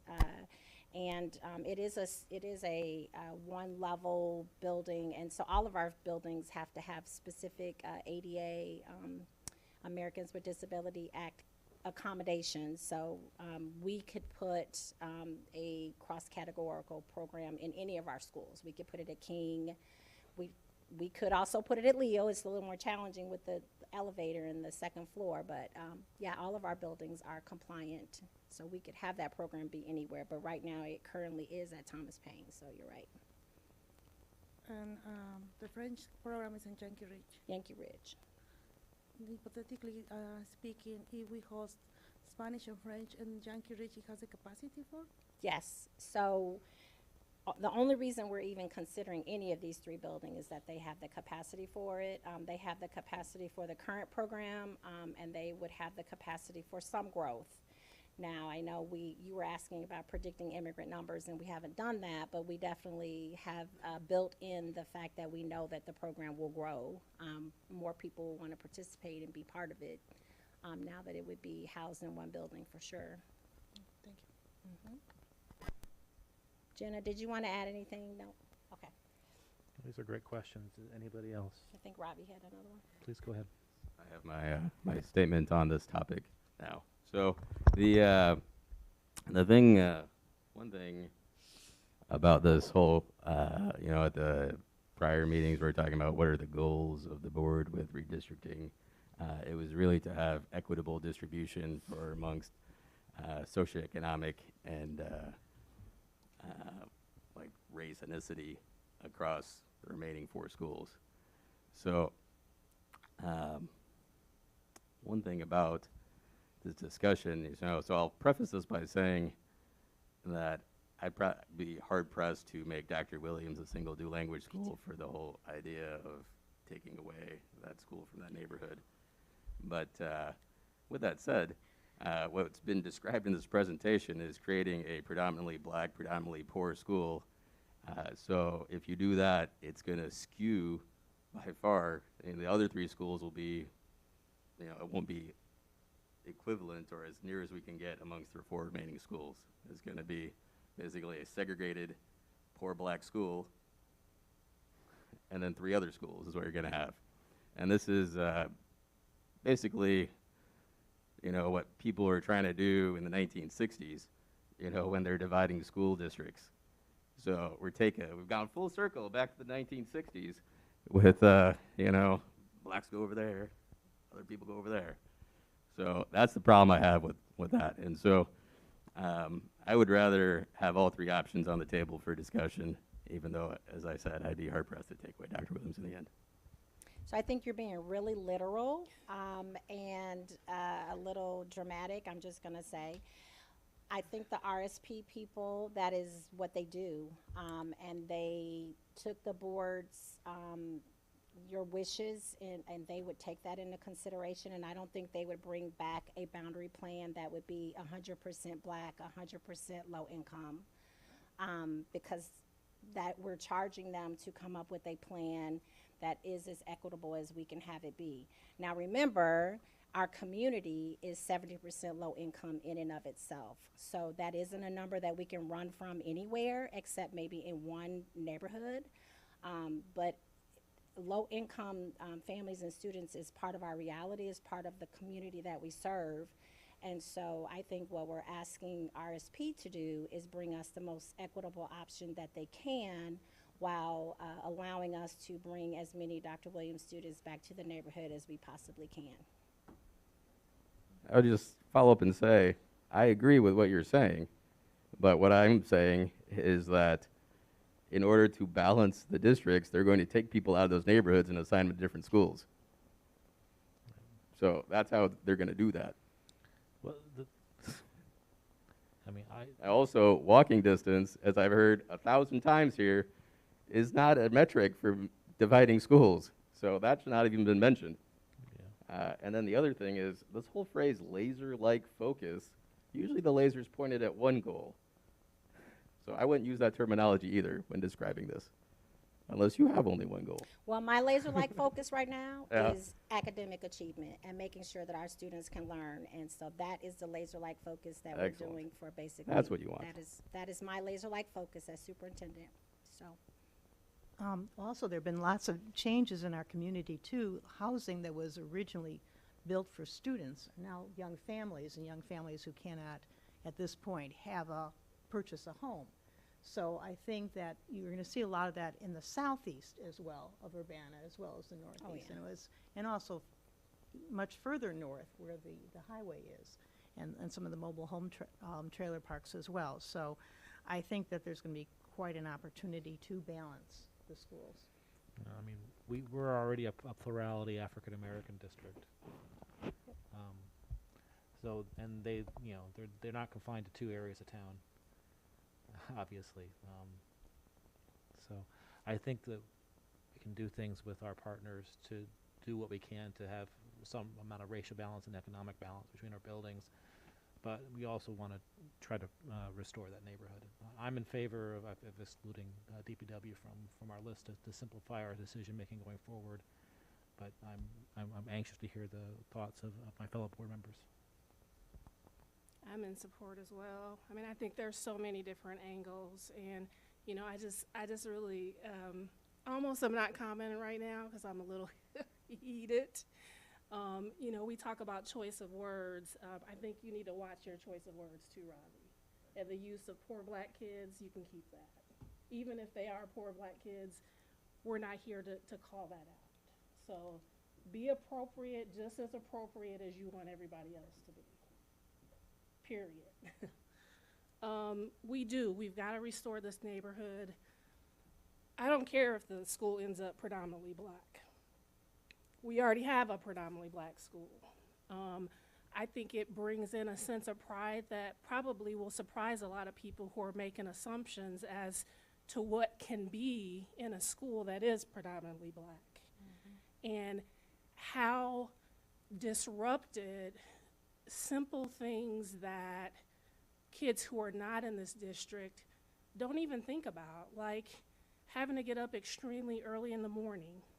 You know, these are families who are often single parent homes, who are often working multiple jobs, who have children that us adding to the fact that they're going somewhere else, and I think I counted like 41% if my math is right, which is just insane.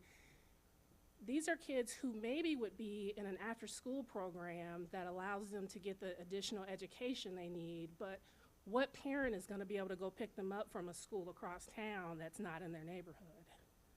You know, there's so many different pieces of this that we just need to look at, and we do need to make it right. I mean, this district has had a long history of displacement of black children, smart, brilliant black children that regardless of where their families fall on the income scale, need to be given a chance and an opportunity. And I think we robbed them of that. And it's not to say they're the only ones, but they are the most displaced. And our data says it, that over and over again, we've just said, oh, it'll be okay. You know, if we're gonna have change in this district, if we're gonna try to make our numbers better, we cannot keep doing the same things that we're doing. It's not gonna work. I mean, it's a dumb approach if you ask me. So this is one of the changes that I think is a good opportunity. You know, I've seen some really good things at King. You know, it's a predominantly black neighborhood. And even if a lot of them are poor, what does that have to do with their ability to learn? Absolutely nothing.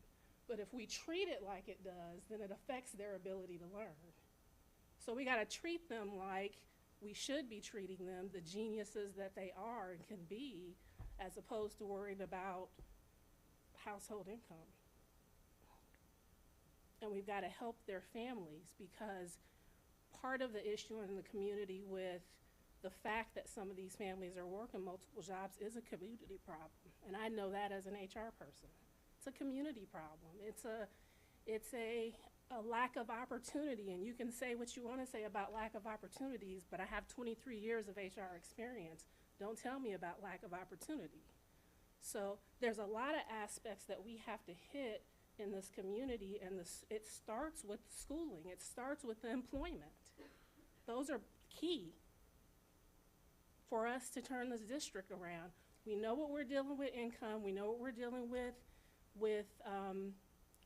the makeup of our households, and we've got to address those things if we think we're going to have any sort of ability to even a little bit change the needle. And quite frankly, it's going to take years to do it. But if we don't start now, it's never going to happen. So again, it's not to down any other neighborhoods, and I know there's plenty of minorities and non-minorities in every other neighborhood. Today we need to talk about and think about and put some action behind this particular neighborhood, because this is the particular neighborhood that we have done the most wrong for the longest. So I'm in support for those reasons. I'm willing to give this an opportunity. I'm willing to put my mouth behind some action, and maybe even myself think about investing my own time once we get to the point of those kids getting back into their community, of helping with that sense of pride, of helping them know you're brilliant regardless of where you come from. You're going to have opportunities, and your opportunity is to be just as smart as the kids that you're looking at in the Leo district or in any other district, in the Yankee Ridge district. You can outperform them if you want, if you have that opportunity, if you have teachers and administrators and board members that believe in you. When are we going to actually do and be about what we say that we want to do? We say we want to do this, what's the holdup? If we're sitting here saying, well, I likely would not vote on that, why even put it in the mix? That makes no sense. So I'm done because I'm getting heated again. I'm in support of this, and you know, we've got to do better. We've got to do better, period. We've got to do better. Thank you, Tori. Please go ahead, Ben. Thank you, Tori, for saying that. That's you're scraping off this, you know, a patina that it's hiding conversations that we don't like to have. And they're tough. They're tough, yeah. So thank you for those words. I agree. I was not too open to taking away Dr. Preston Williams from that community, which the heat map doesn't just show a certain type of population. It kind of shows where you need to help. Mm-hmm.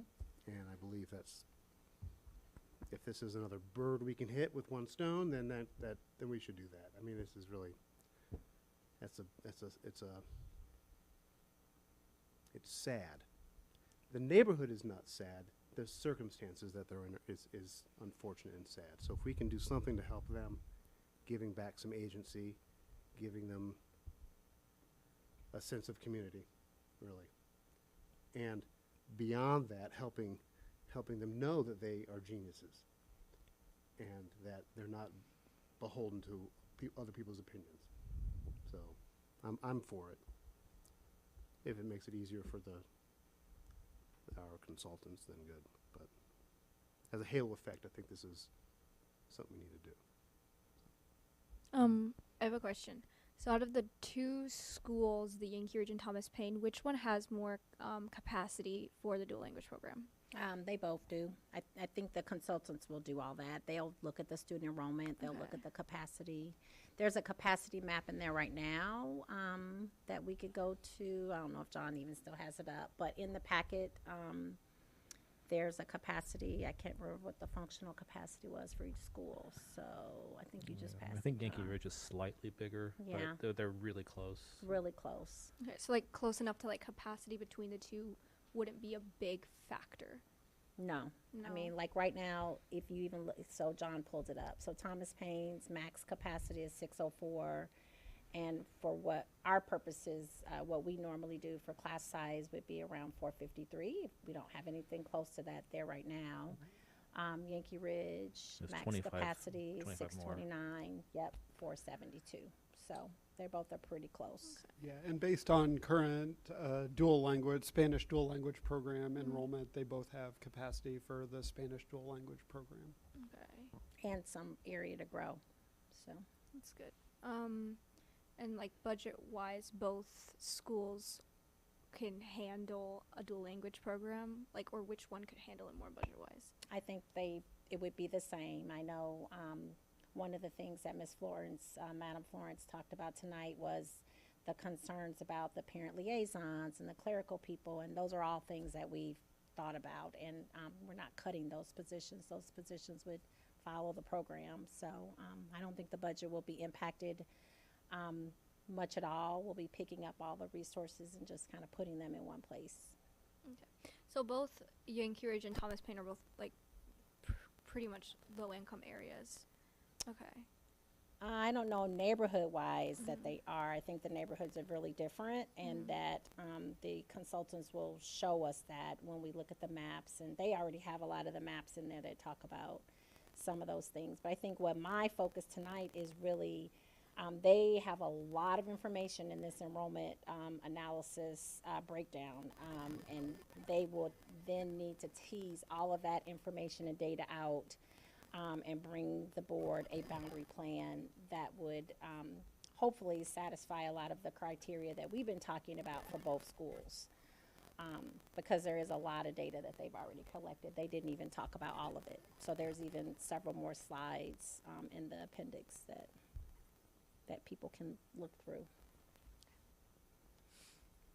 Lally? Can I forget again? I'm sorry. In the survey that the company is going to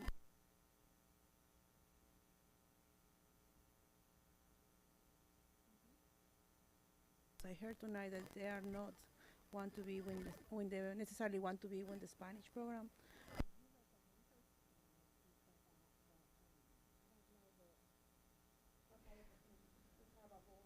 Sure.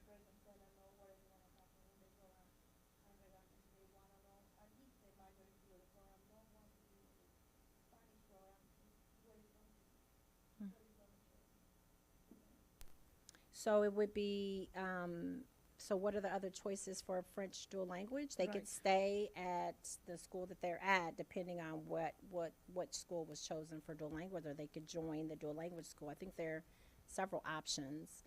One of the things that we're going to do on the public input night is we will have a room for our French families to, so we'll have several spaces to break out into. There'll be a lot of breakout rooms. And so we'll hopefully invite a lot of the French dual language families to come and be part of, participate, and we'll have, you know, a translator there. And the RSP people are very specific with how that input runs. So the district is just there to support them, and they kind of provide the questions. They have a specific format that they use. And so we're going to invite our Spanish-speaking families, our French dual language families to be part of that and be in those spaces in their native language. And when and even right now, our choice is to either include Dr. Williams in the topic or leave it by themselves and just focus on two. And then they going to let us know which one, for their perspective, is the best for the Duolingo program and which one is the best for the French program. And then we as a board, we're going to decide which one. Yeah, they're going to build boundary plans that include a school that is dual language and a boundary for, so it isn't just about the Spanish dual language program. Right. It's about what's the best boundary for everyone while having one Spanish dual language school. Is that right, John? I think that is. Yeah, and that's the primary thing we're paying them for, is not just to, but you can't do it without kind of deciding where the dual language, because if you're kind of, you have, I think Yankee Ridge and Thomas Paine both have some disparate neighborhoods where there's kind of some students here and some students there. But once you have like kind of a couple of options, you can kind of look at the totality of like what you're going to do with boundary, district boundaries that balances the other board criteria of neighborhood schools and racial equity, and you can start to put that all together to build a bigger picture. So it means that some of the kids from Dr. Williams might gonna be replaced or no? Well, I think it's going to be just based on where they live. They're going to bring us the most robust plan, and I guess I don't want to sit here and make guess and do and ifs and what if this, because they are going to do all that teasing around and bring us some maps that we will then consider. And I think what you said is exactly what's going to happen. Like Jenna said, they're going to kind of share those maps for the first time during that public input opportunity and via a survey, and then they'll collect all that data and then come back to the board with, here's all the data that we collected, and ultimately it's still going to be the board's decision. RSP is just going to bring you boundary plans and provide you with options. Yep. Do you have an opinion with regards to limiting Dr. Williams from further discussion, Sitlali?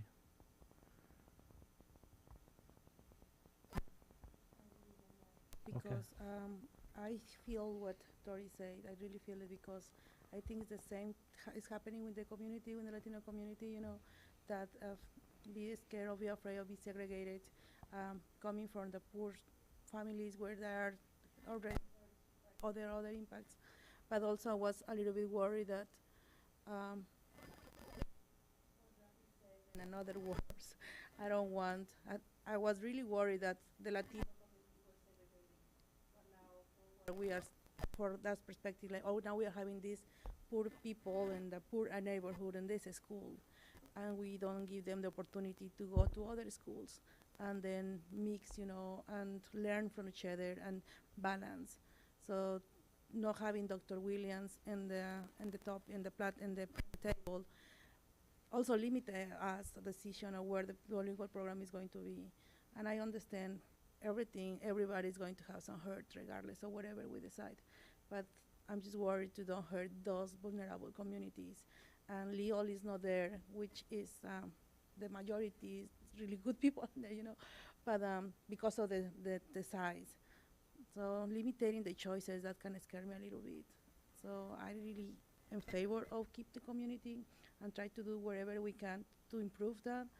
But also I feel like we should give the opportunity for them to speak up too. So what about if they don't want to keep all the kids in there and they do want to move? Because walking distance is like a dream in Urbana. Mostly the kids are gonna be in buses. Mostly the kids are gonna need to move around by bus. So I don't know why we are not giving that opportunity to the community, but I don't know anything about that community. And Tori knows more that she's in favor. They are riding buses right now. That's part of the problem. I'm in favor. Sherry, have you? I just really have a lot of hope that after the input from the consultants and after the parents' input, that we're going to do the best we can to balance all the other 4 schools. And I think that we have to consider only the 2, Thomas Paine and Yankee Ridge at this point. So it's not unanimous, obviously, but Yes. it sounds like a majority of the board. Majority, yep. Is And I'll touch base with Lola. I know, you know, we'll share the video with her. I know she's sick this evening and get input from her. How will the dual language families know about this change? So we're doing a lot of talking about it. So, I mean, there'll be a lot of public input opportunity. Hopefully, I will get a lot of those families in the spaces as well on the 28th and 29th, so we can get input from them. Like, but when they register for school next year, how are they gonna know where to register? Like, how are you gonna we'll skip do the all that news this to spring. them? We won't wait till next year. Okay. Yeah. So just emailing them and sending mail. So as soon as the board chooses a boundary plan in April, then we will be sharing it out widely and interacting and just basically talking with all families and communicating as much as we can between April and the end of the year. Okay. So people can know where they're going to be and over the summer and make a lot of childcare and transportation and all those considerations. So. Okay. Thanks. Yeah. All right, thank you for this engaging discussions, guys. This is a vital. And thank you to RSP for helping us out as well. Our next administrative report of 2 of 4 is map review and update. So Christina Kayla Lewandowski.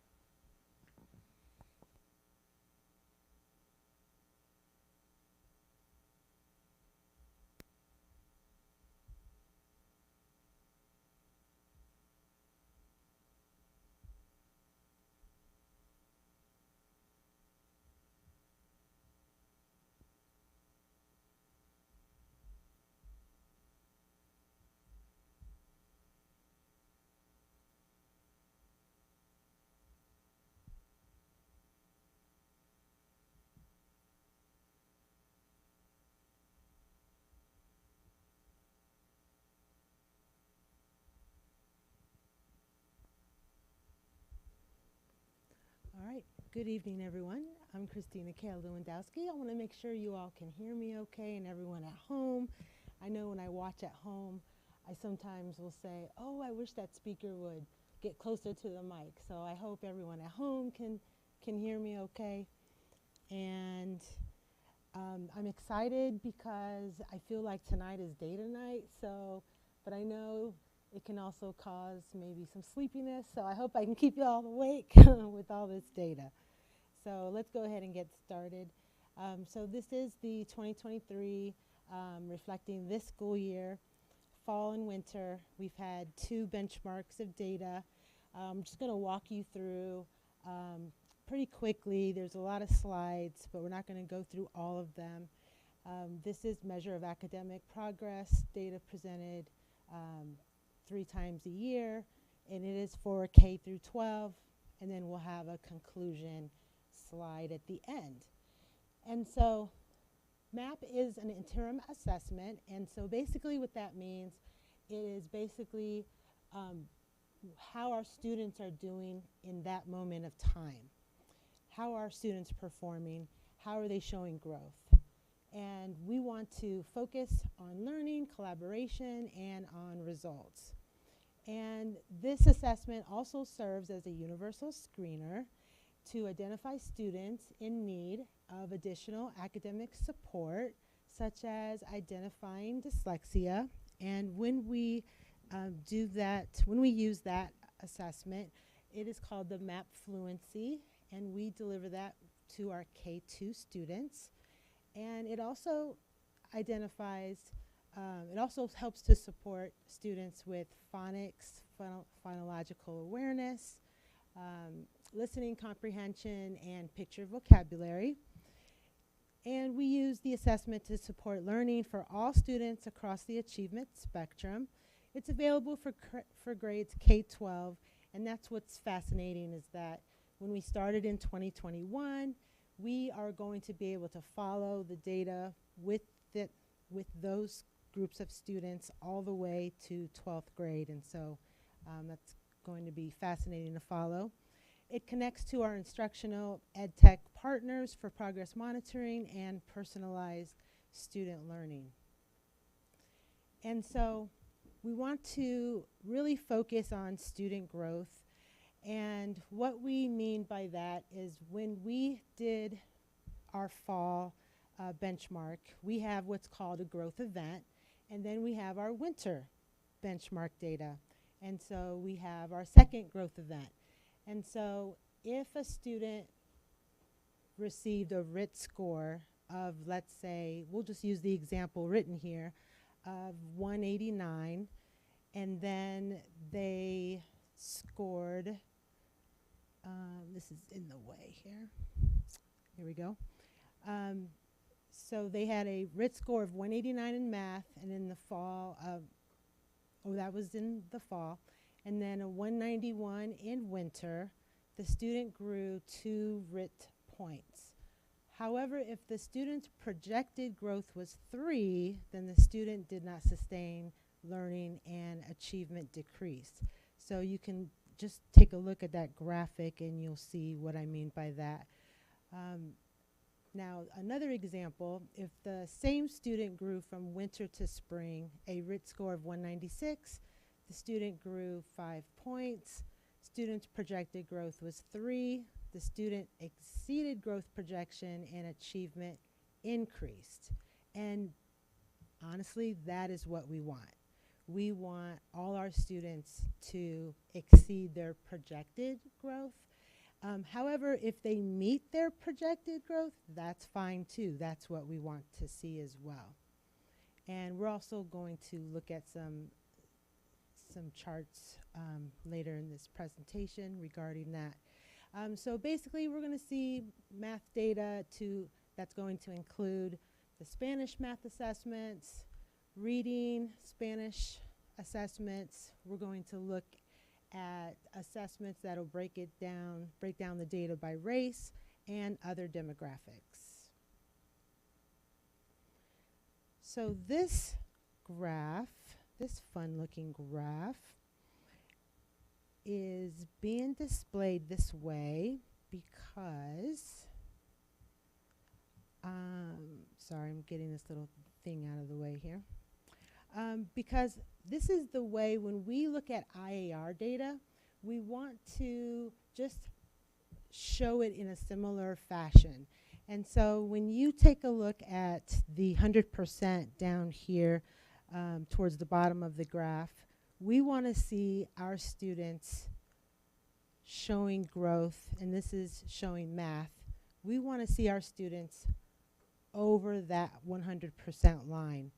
And this is showing students in K-12, and I just inserted an arrow here at 7th grade. When you go through all these slides, and we're not going to do that, but when you do that on your own, you'll see a pattern of 7th grade. It's pretty fascinating. 7th grade is showing a lot of growth in all the areas. And now let's take a look at the different schools that are showing growth from fall to winter. And I know, Ms. Torrey, you mentioned King School earlier. So you'll see here, King School has shown a lot of growth in the area of math. Now, let's take a look at reading. We have the 7th graders showed high growth, 48% in the area of reading, along with the 5th graders who showed 46%. The 3rd graders and 8th graders, I wanted to just feature and highlight those 2 grade levels because 3rd graders, that's the first time that they are taking the IAR.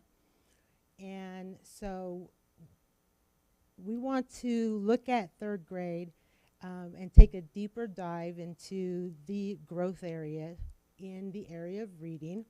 And then we have the 8th graders that are going to be going into high school. And so that's an area we want to take a look at. And then we can take a look at the schools in reading. You can see Leal School here showing a lot of growth. Now let's take a look at our Spanish. Students in 6th grade showed high growth, 64% in the area of Spanish reading. The 5th graders not showing as much growth. And we know that they are going to go right to the middle school. And then in the area of reading, we can see that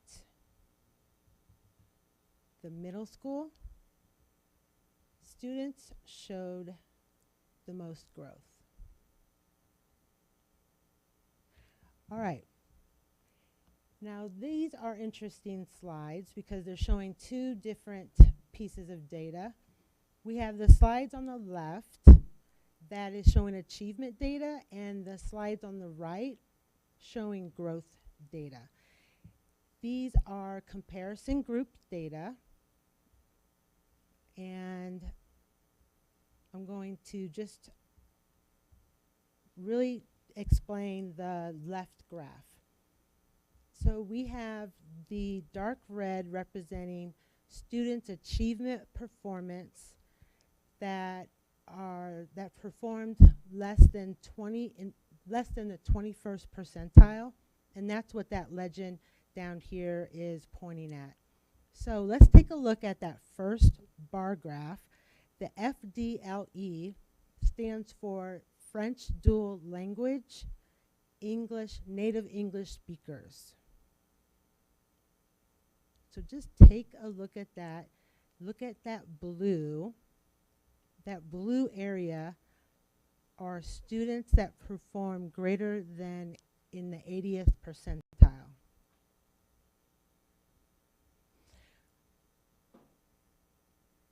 All right. And we also can see the Spanish dual language that our native English speakers scored high achievement levels. And we can see that all students all groups showed growth in the high, average to high range.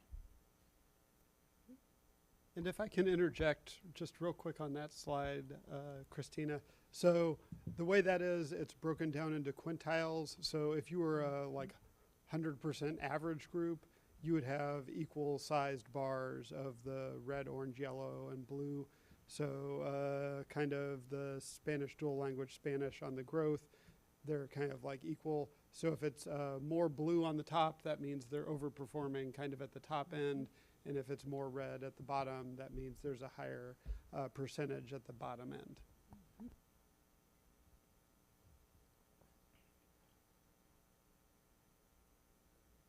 Did I switch slides already? Oh, I did? Okay. And for reading, we have the white group along with French dual language, Spanish dual language that are native English speakers scored high achievement levels in reading.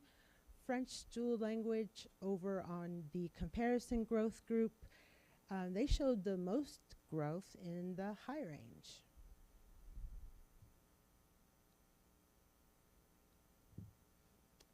All right, now we're down to the summary here. So in math, we have 51% of students in K-12 that met their projected growth.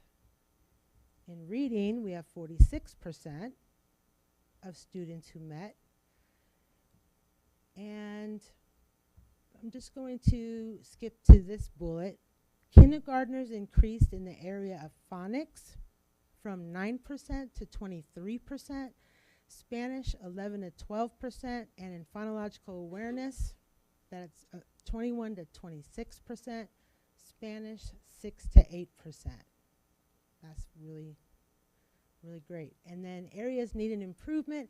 Achievement gaps in reading and math have been identified for a number of our student groups.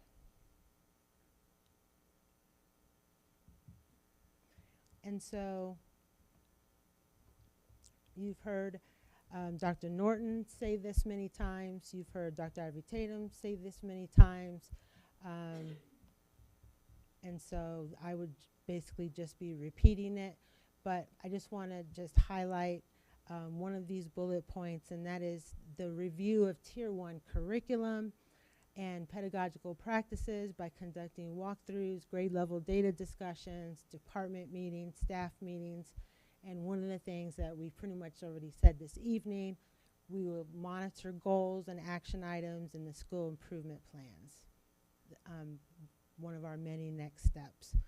And another thing that made me smile while I was sitting back there, because I heard this tonight as well, is that to increase student achievement, to increase student growth, it's going to take all of us. It's going to take the school board. It's going to take administration. It's going to take the teachers, the parents, to work together to improve overall instructional practices. And one of the things, too, that has an effect is attendance. Attendance has a big effect on student learning. And so if we all have high expectations for all of our students, we can do this. And I'm finished. Thank you. Right, I thank you for your presentation. Board members, questions or comments?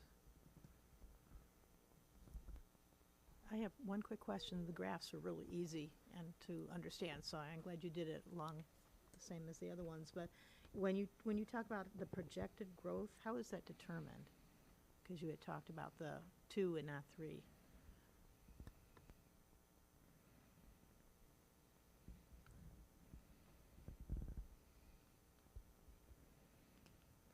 All right, thank you. I love that question. So this is this reflects the norm charts, and it also, every score is what we call a RIT score. So if I'm a first grade student and in the fall I scored a 155, and then in the winter I scored a 165, so this is what we would call a growth event, and then this would be my second growth event. So basically, I grew 10 points. It's just basic math. I just took away 165 minus 155, and I grew 10. So are you asking how is it determined, or? Where'd you get the numbers for? Is it based on these norms here? It's based on these Okay. norms and Thank you. past, the numbers of students who performed in the past. Anyone else? Please go ahead, Ravi. So I have a question or two. So, but something that just sparked my attention with that last question, a couple years ago, we were talking about how the scores were poor because the norm was done from a pre-pandemic year, and we were talking about the remote year. So have those norms then adjusted then, or is it 2020 is the norm now? So that is the pandemic year. So are we All seeing right. actual improvement, or are we just seeing that the norm has changed?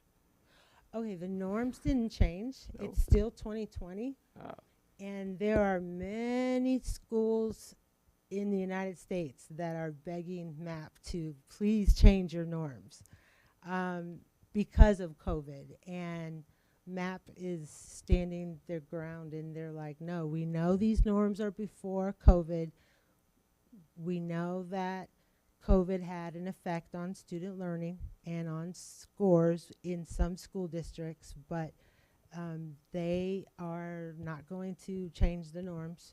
And I know there's talk in maybe a year or two of possibly adjusting it, but for now it's staying. And the next question is, And for this one is- more thing on the norms, Yeah. so the norms are based on the RIT for achievement, but the for growth is kind of insulated from the norms because regardless of the total RIT score, the absolute RIT score, the change from year to year is about the same. all right, so my next question was, this is a lot of data, and it's easy to get bogged into it and kind of lose yourself when looking at it. But there's a couple of comments you made that I got to ask about. One is, you said 7th grade had a really strong improvement or growth, but then 8th grade did not. So is that something that you've seen in the prior years as well? So then can you say there's something special about the 7th grade program that drops off in 8th grade, or is that just this year?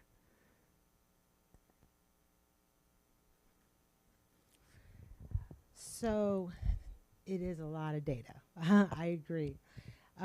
So one thing that I didn't read on this slide in regards to 8th grade, because we're looking at two different pieces, achievement data and growth data. So I'm going to point to the third bullet here in regards to 8th grade. Out of all the grade levels in the area of literacy text, key ideas and details, they actually had the highest in achievement, 41%. So when I stated, when you look at 7th grade, you'll pick up a pattern, that was specifically for growth.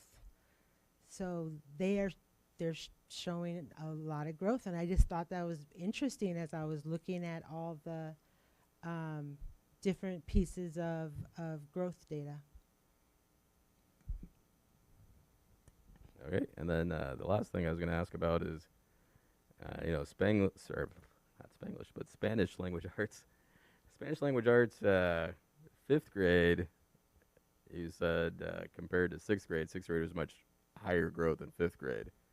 Now, my immediate assumption is that's because when you get to 6th grade, if you want to continue to take Spanish language arts, it's an elective. So they're probably teasing away people that otherwise, it's not the same population.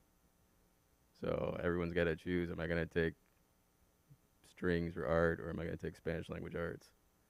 So do you, like looking in past years, is that something there, or is it like you're selecting for higher achievers because they're the ones that want to keep taking Spanish language arts?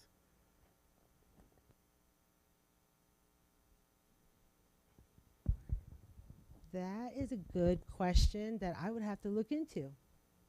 Yep. And Christina, correct me if I'm wrong, but this is the fall to winter growth.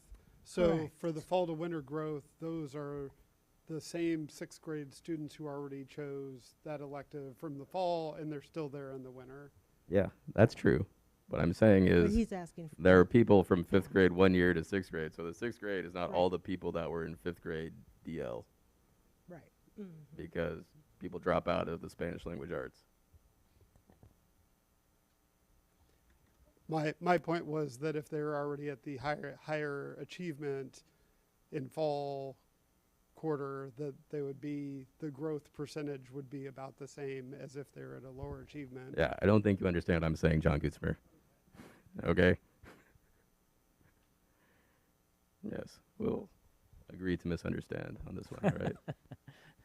I think what he's saying is that because of the elective and the course schedule at the middle school, students who have been in dual language for many, many years, when they get to sixth grade now, have to make a choice in some instances of whether or not they want to be in some of these elective classes or whether or not they want to stay in the full dual language program. So some of the students that are in this data are students that are many of them are emergent bilingual students who are in the dual language program because that's their program, but we've lost some of the English dominant kids because they choose to do things like band and do other activities. I think that's what Robbie's saying. Yeah, that would have an effect. So. Anything else, Robbie? Really appreciate the presentation on the raw numbers. I guess I have a few questions with regards to how does this feed back into the overall student improvement process and district improvement processes that are in place? Are this is filtered down per building or per subgroup per building? What assistance are you giving building administrators with regards to tracking how they're doing with regards to their schools and improvement plans?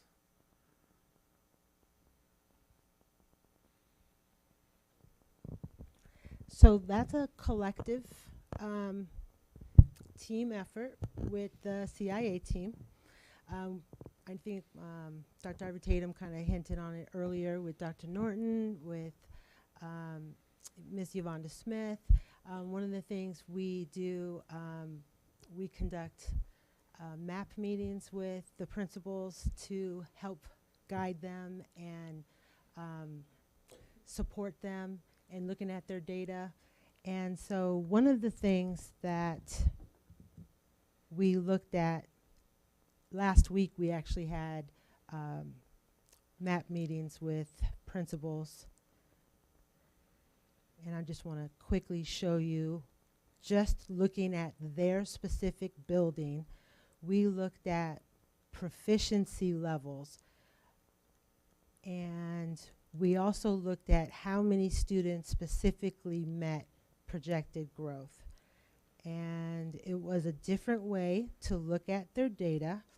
So it didn't specifically look like this graph. This one is specifically for you all because it's a district view. But for a school view, I wanted principals to look at their data because we are 2 months away from IAR, right? And one of the great things about MAP is that it is a predictor of how we are going to perform on IAR. And so when you take a look at this specific one, it says it right at the top, projected to Illinois Assessment of Readiness taken in spring. And we want our students in green and in blue, levels 4 and in levels 5. And if you just collect this data, 7.4%, 1.5%. Then these are the numbers. And so I took that and gave that to the principals, and it was level 1. Here's how many students, showed them how to access that on a spreadsheet, showed them who those students were, and we discussed ideas on how to support. And so that's one example. Thank you. Anybody else?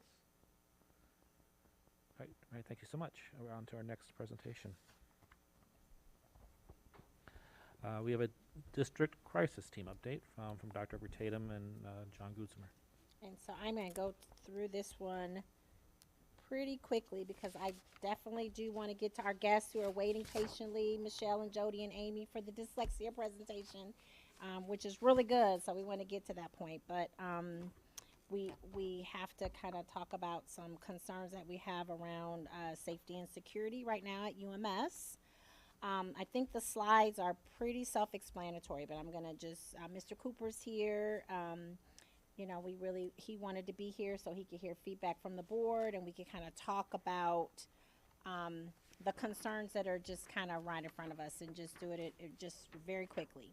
So recently, more than ever before, but just in the last few weeks at UMS, we have seen a sudden increase in small and medium-sized knives being confiscated from students.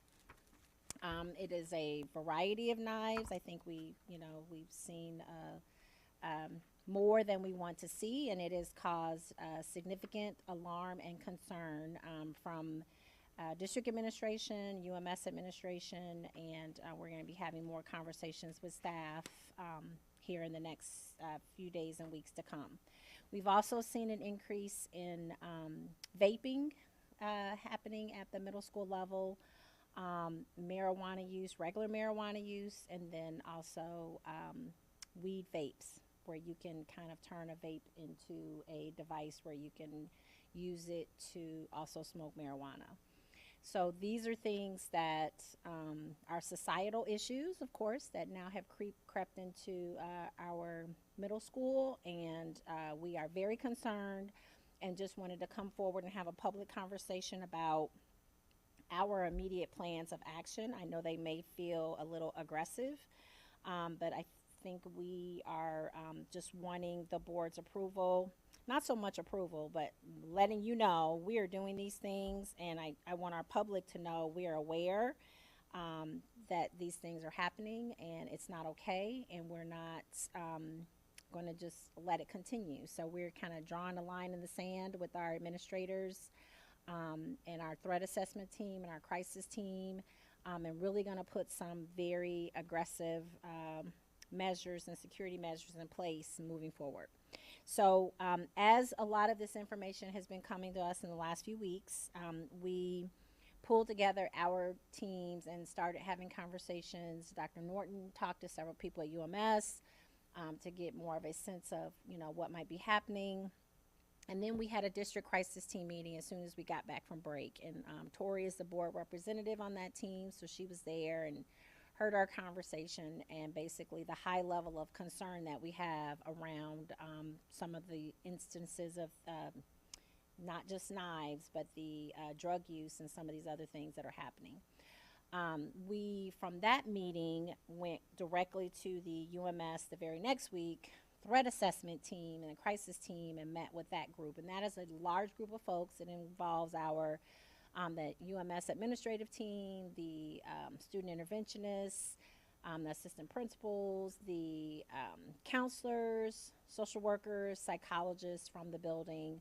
I think there are a couple ESP support staff people. So it is a really diverse group of folks and a really committed and dedicated group of people who are committed to doing something to help. So they're the people who when a student has a knife or when a student has made a threat or something is happening, that is the team that pulls together and basically assesses that threat. Is it a viable threat? Is it a threat that we need to take to another level? What do we need to do? So it is a really diverse group of our itinerant and specialist folks who bring their expertise to that conversation. Tonight we're having a board discussion about it. And right now I'm already in the works of trying to set up some parent meetings where we could get some of this information out to the parents from UMS who may or may not even be aware that some of these things are happening. So that will be kind of a next step. through our conversations with the threat assessment team and talking about metal detection, that is kind of our main priority. Is we want to pinpoint who's bringing knives, what kind of knives are being brought into the building. We want to, implement metal detection as a deterrent more than anything. So once our students find out that we have metal detectors, hopefully it will curtail their use of bringing any of that into our school. The threat assessment team is on high alert. And, you know, Kim and I went and met with them, and they're very concerned about this with administrators. So we originally went to the team to talk about, let's do some random weapon detection. Let's just kind of buy one or two and randomly kind of put them at different doors. And they are really wanting to be a little more, even more aggressive than we were, I think. And they wanted to have 3 metal detectors at door 1 every day. So we were really kind of trying to develop a plan of, let's just kind of do something randomly, different doors, different days. But I think because this is something that they are very concerned about, they asked as a team to administration, can we have something at door 1 every day? That logistically is going to be a lot of work. It's going to be time intensive, staff intensive, training intensive. We went through this at UHS, and yes, it will be a lot of learning curve things, education that will have to happen in the weeks to come. But it was their request, and so we want to try to do what we can to make it happen. Then we would have another detector that we would still randomly place at different doors. So right now at door 1, our 8th graders utilize door 1. The yellow bus students come through door 1. And students that want to eat breakfast go through door 1. The students that 7th graders go through door 2, which is the ramp door, and they go right into the deck areas. And then our 6th graders, like always for years and years and years, are continuing to use door 4. So we would then work through a system where we would randomly place detections at those other 2 doors at different times. And we'll work with UMS, of course, to coordinate all of this. So then next slide. John has got this one. Yep. So if you were here when we talked about metal detectors the first time at the high school, they had some different issues that we were dealing with. And so we worked really hard to find some detectors that were going to be high throughput, that could really discern between more dangerous weapons, larger knives and guns, and smaller things like cell phones and ear pods. So because most of the issues that have been happening at the middle school are medium to smaller knives with some larger knives and weapons as well, those aren't really as good of an option for the middle school. We've reached out to our partners and found some more sensitive metal detectors.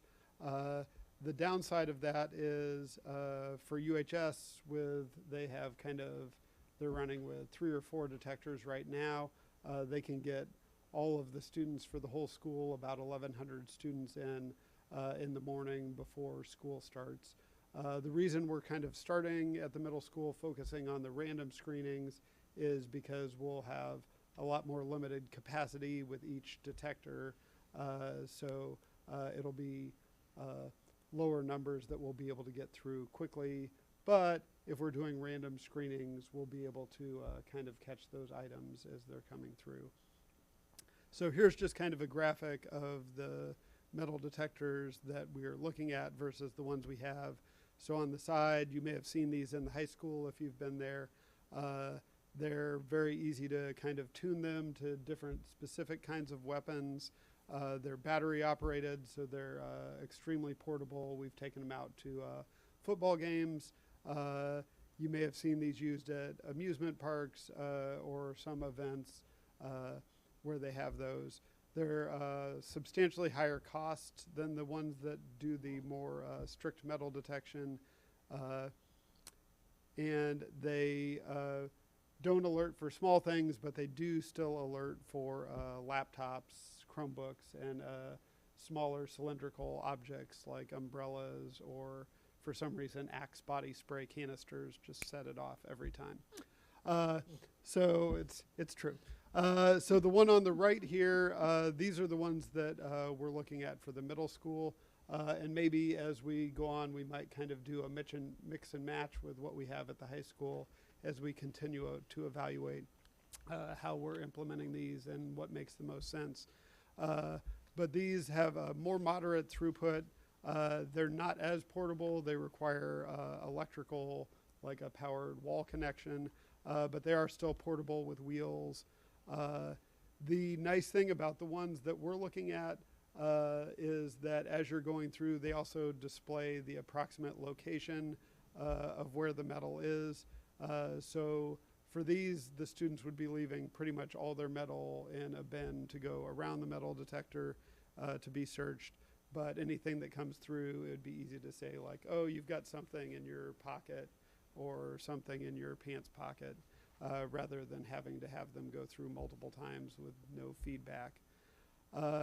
So these are a much lower cost, but they're the same type that you would see at a lot of stadiums and airports. These are the ones that they're currently using at Assembly Hall, and they're able to get a large volume of people through quickly.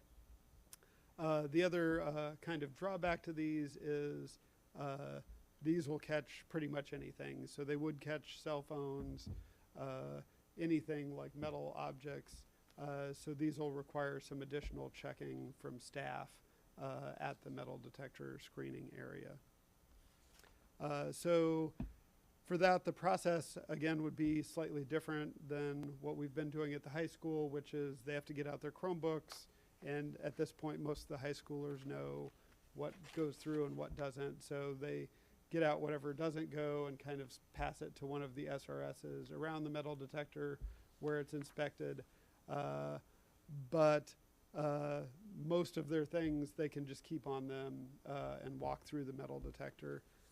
So for the middle school, they would have to have pretty much everything, cell phones, keys, out of their things to be inspected by staff in kind of that pass around area, and then collect their belongings on the other side. Here's a real quick kind of overview of what students could take through and can't take through. So small jewelry, small earrings, and rings, belts with kind of smaller belt buckles are fine. Shoes are fine, even like if they have relatively small amounts of metal in them. And most watches that like are like a normal like smart watch would be fine as long as it doesn't have kind of a metal band. So things they would have to remove would be keys, phones, things with larger amounts of metal on them. It would pick that up. And I'm told many people don't have shirt pockets. All the middle schoolers aren't wearing the same shirt as me, but if they have things in their coats or other things, they would be able to find that as well. And I'll also talk about the vape sensors real quick that we've been kind of putting in the high school. I think, again, we had a presentation about this earlier on. Since then, we piloted 2 at the high school and had relatively... 2 at the middle school. 2 at the high school that we had positive yeah. success with. The high school asked for 6 more at the high school, and then we're piloting 2 at the middle school. The later version that we get detects vaping, smoking of regular nicotine or marijuana, as well as the new ones also kind of detect noises that sound like vandalism or fights, or some keywords that sound like fights or there's problems going on in there. So we've been working with the staff at both buildings to kind of dial in the settings on those, and I feel like we're at a pretty good place with those right now.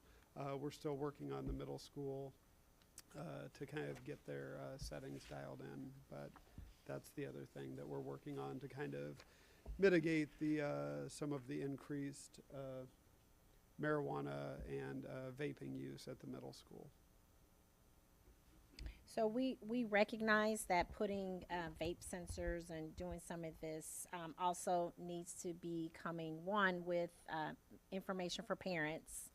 I think parents need to understand some of the implications for vaping, and may not even realize that their students are vaping, and it's just going to be a way, I think, to have some of those conversations with the middle schoolers, with their parents. So I've already reached out to a couple of people in our community who do some of these parent info night sessions. We'd like to bring someone in to talk to UMS parents about social media and all the things that students are doing with their phones related to purchasing drugs, buying drugs, just all of those things. There also is a person in our community who can provide information to parents about what vaping means and what it's doing to their kids' bodies and their brains and their minds and their development. There's some upcoming events in the community that the ROE has shared with me that are going to be available this spring, and we would definitely make sure that we invite UMS families to attend those. Unfortunately, I hate to say this, but we do have some students who are relying or vaping way more than they should be. And so at this point, we're going to be reaching out to Rosecrans or other groups in our community to provide some substance abuse supports for some of those students and their families. And so I think the social workers and counselors, we recognize who some of those students are, and we want to do what we can to support them through this vaping and what they're doing right now, and kind of work with them to provide just some substance abuse support. And I know that sounds really hard that we're talking about that with middle schoolers. This is typically something that we would be putting in place for a high school student, but unfortunately it's a reality right now for some of our youth. Sure. Why, everything is really good, thank you. Especially because I detect with my nose those smells and they're really bad. But there is a way that the district, as a district, gets on some areas where it's smoke-free, like we do when the tobacco, when the regular cigarette, but for everything else, like have a perimeter around the schools. We're supposed to be smoke-free 100%, and even our staff members, we are a smoke-free environment, so our staff are not even allowed to smoke on school property. So for staff members who still smoke, they have to leave our streets in our area. So we're not allowing students to do this. They're sneaking and doing it in other ways. And so it is definitely not something that is permissible for adults or kids right now. So. And what happened when you catch them? So there are consequences that are being put in place. I think we're working with UMS to make those consequences a little more extreme is the word, maybe, and aggressive and severe. That's the word I was kind of looking for, is really just cracking down on it more. We're going to talk about our discipline improvement plan next, so I think we have to be careful in terms of some of the, we can't be as exclusionary as we would like to be in some instances, because then, of course, that's not great either, right, if we're suspending and expelling students. But we definitely want to help them, especially our students that we know are struggling with nicotine and marijuana use right now. We more so want to help them instead of punishing them, but we definitely want to make sure that they understand you are no longer going to be able to do this at UMS.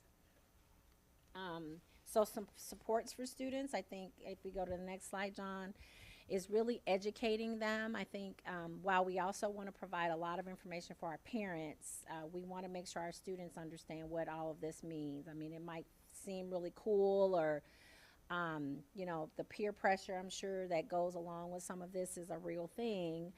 But we want to make sure our young people understand what vaping, nicotine, everyday nicotine use, weed is really doing to their development, and I don't know that they are getting that. So we're going to work with to create some brochures. IT's going to put together a video. We had a great video that we put together when we started this process with metal detection at the high school, so they will at least understand, what does this mean? I got to walk through this machine, and how's it all going to work? So we'll try to put some training videos together in the next few weeks for the teachers to start sharing during the advisory. We also want to create some handouts about just the drug use and just really what some of this stuff means. We'll work with our social workers. Each team has kind of like a team rec time, and so we want to maybe create some social stories or some activities that they can start sharing during advisory, so there can be open conversations happening, because while we have taken the knives away from students, we know that there are probably students in the building that know that there are kids walking around with these knives, and we want to make sure that they feel empowered, and we have a system in place for students to report those things when they know about them. We also have provided additional threat assessment training in the last week or two, once all of this was kind of coming, out that these things were happening. The Special Services Department put together another opportunity for people to be trained so they understand what to look for and how to assess a threat. So we're doing some of those things at the middle school level as well. Lastly, I think the last John, if you go to the next slide, one of the additional layers of precaution that we really want to put in place, which is, we've done this at our middle school before, but it has been many, many, many years since we've been this strict in terms of bags and coats and book bags. So it's not unusual for middle schoolers in other districts, other communities, right here in our community, where students are not allowed to walk around with their backpacks. We didn't do it for a long time at UMS. We started doing it in the last few years, and we are going back to a very strict no backpacks walking around, no large puffy coats, and just no bags being carried around from class to class. That is a layer of precaution deterrence to just putting things in those bags that students aren't supposed to have. So starting in February, it's gonna take a little time to get the word out to students, to do some education with parents, and really talk about what people can have instead. And so on the next slide, there's a picture of kind of what we used to use. So for years, students carried kind of a zipper, trapper keeper style binder. This is very typical for middle school schoolers. This was a requirement at UMS for a long, long time, and we kind of stopped doing it. And so we're going to go back to a system where they can have a binder, kind of a trapper keeper. They're going to be able to put all the things they need in there, but they will not be able to walk around with backpacks during the day anymore. We're going to really try to work with some of our community partners, local businesses. These binders are not cheap, so we know that there's some families that it will be a hardship to provide one. So we're going to try to, work with churches or whoever we need to get as many of these donated as we can. So we have options for students whose parents are not able to provide, to go pick out some fancy binder that they would like. We'll have binders at the school that any student can have on a daily basis. And that's it. Questions? So I know that was a lot. I think John has already done some pricing, already done some, ordering, because we really want to get these in and get started as soon as we possibly can. I don't know if you've been following the news, but Unit 4 has started their metal detection, or they've been ordered and they're in. They were supposed to start on Monday, so I assume they didn't start on Monday. Probably not. But probably tomorrow. So I think there'll be a lot of lessons learned. John and I and Kim were supposed to go to the UMS staff meeting on Monday, and we haven't had school, so we shared a document where we're trying to collect a little feedback from teachers They're thinking of the same things that we're thinking of, right? Like, does this mean kids are going to be late to first hour? Are we going to have to, right now, no one uses their lockers because everyone walks around with their backpacks. So we're going to have to do some education around using your locker and making sure that students can get from point A to point B and get the things that they need in between travel time, and make some good decisions. So teachers are going to have to be involved in that. Team facilitators, the teams are just going to have to kind of help students navigate this process moving forward. But we really feel strongly about putting some of these measures in place will, I think, help us all feel a little more protected, a little safer. The building will be much more secure. Are we going to be able to catch every single thing every day? Probably not. But at least we will be able to deter as much as we can. And that's really the purpose of the metal detectors, is a deterrent. So once students know this is happening and it is a reality in their world, hopefully we will have less and less of these situations where this is happening. I don't know, John, if you want to add anything else. Yeah, and I think one of the big things is we're going to have a really good plan going in, but we're going to also be a little flexible. And if it turns out we're not able to get as many kids through, we can look at some other ways to randomize things. And if it turns out we need to kind of do some different things with the high school, middle school detectors, those options are all on the table. And we did a lot of that with UHS. Like, the plan we started off with is not what we do today. And so I think we just had to be very flexible there as well. Kim, you want to add anything else? Okay. Questions? How many staff would you need in order to be at each door Good for them to question. go through? Yeah, so each detector, depending on how many people you want to get through, so usually one person to man the detector, and you kind of have to send people back through. And then if you're doing bag checks and kind of personal effects checks on the side, is probably 2 people per detector there. And then you'd probably, if you're going to have 3 of them in a row at the front desk, you'd probably want at least the SRO and probably an administrator to kind of oversee the operation. Is really similar to what we have at the high school, where most of them we have on the order of 4 to 6 people on a given morning, kind of manning a few detectors with those numbers of kids coming in. And I think that's one of the biggest Sherry concerns right now and questions that when we met with the threat assessment team, they're just thinking logistically, how in the world are we going to be able to do this, right? Get 900 students in the building, supervise in all the spaces where they're supposed to be, make sure they eat breakfast, and get to everybody the first hour on time. And so I think that is we're going to have to be a little flexible the first few days, and everybody's just going to have to pitch in and do their part, and then hopefully things will kind of settle down, kind of like it did at UHS. But I'm hoping us getting into classrooms and talking to students about why we're doing this, and the objective is to keep them safe, will maybe help everybody be a little more patient and a little more understanding of the process going forward. Yeah, and we're not just going to set them up one day and say you're Yep. on your own. There'll be some training for staff. The company that we bought them from has some training just built into the installation portion of it.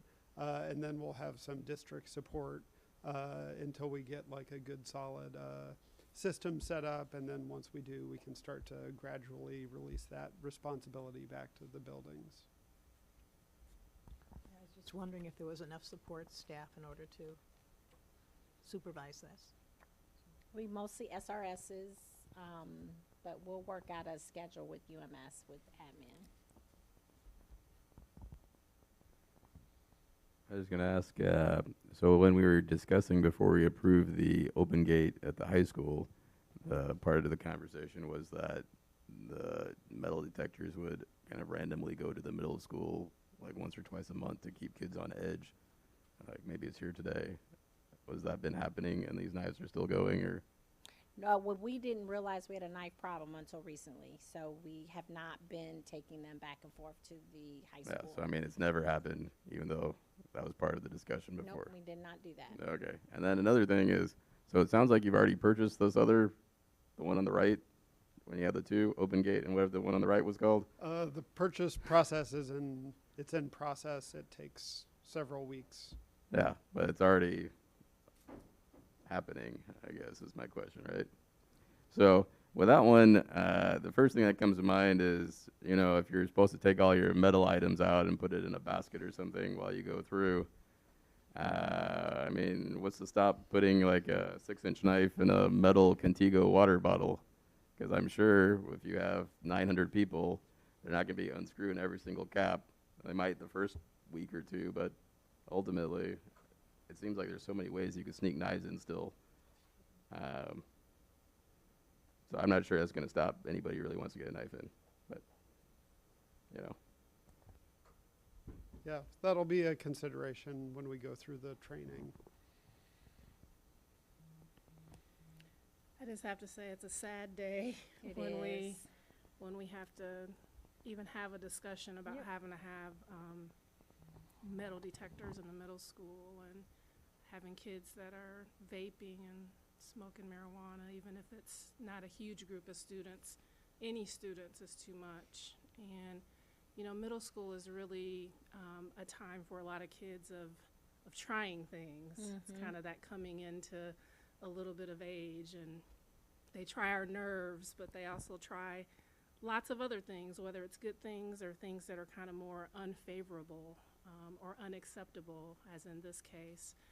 You know, I think the important thing for us is that obviously we have to change with the times, and I think one of the issues that we see at the high school is that we're not addressing it at the middle school. We're not catching them early when they're first trying these things to actually say, this is unacceptable, this is not gonna happen, you know, here's some education about what it does to you, in order to curb that behavior before they get to the high school. And I think they hit the high school and some of those behaviors start to get worse. You know, now you have a kid who, because we've not done as good of a job as we probably could have with being more aggressive, addressed a potential addiction issue that maybe didn't start as an addiction, but now it's a full-blown addiction. Now we've potentially lost that student, because students who are addicted likely aren't performing well in class. They're probably have a higher chance, and I'm not quoting any statistics, but I'm willing to bet those are kids who are often dropping out of school too. So I think we do have to be aggressive in addressing, even trying to get to the root of the problem with some of these students, because that's what's really going to help. It's not going to be the, oh, you can't do this, you can't, but here is when you do this, here is what's happening, and here is why you shouldn't do this, and you know, here is why it's unacceptable. And I think as we do more of that educational piece, more of that hands-on piece, we might actually see some turnaround in those behaviors in the high school, and it might contribute to student achievement, to dropout rates, you know, all of those things. I think all of this goes hand in hand. It's just really unfortunate that, you know, we're at this point of having to have this at the middle school. And Ravi's right, we're not going to catch everything, but we know that. We don't catch everything at the high school either. You know, they don't catch everything at the airport. You know, they don't catch everything getting on an airplane. It's the reality. But if we could curb that behavior, especially if we can get quite a few of them curbed, then that could be the difference between a potential pretty bad situation for us. Just turning one kid a different direction could be, you know, the difference between a kid being in the hospital because of a bad decision versus not. So while I don't like that we have to support this, and we've already given the permission with the initial give, but I just want to say that I'm happy we're having this discussion, and that we are being transparent and saying, hey, we have now realized there's a problem. hey community, hey parents. It's not to cause a panic, because I don't think any of this is brand new. I just think it's getting worse because we're not addressing it a little more aggressively. So that's kind of where we're at. I'm a committee member, so I get to hear the staff and the teachers and the concerns and what they're seeing kind of more on an intimate basis. And I think this is a move in the right direction, and to bring in community. I mean, we talk about better together. We're going to be using those community resources, and these are people that are passionate about this work, and that's why we bring in those people. We could easily say, hey, just put this in the health curriculum.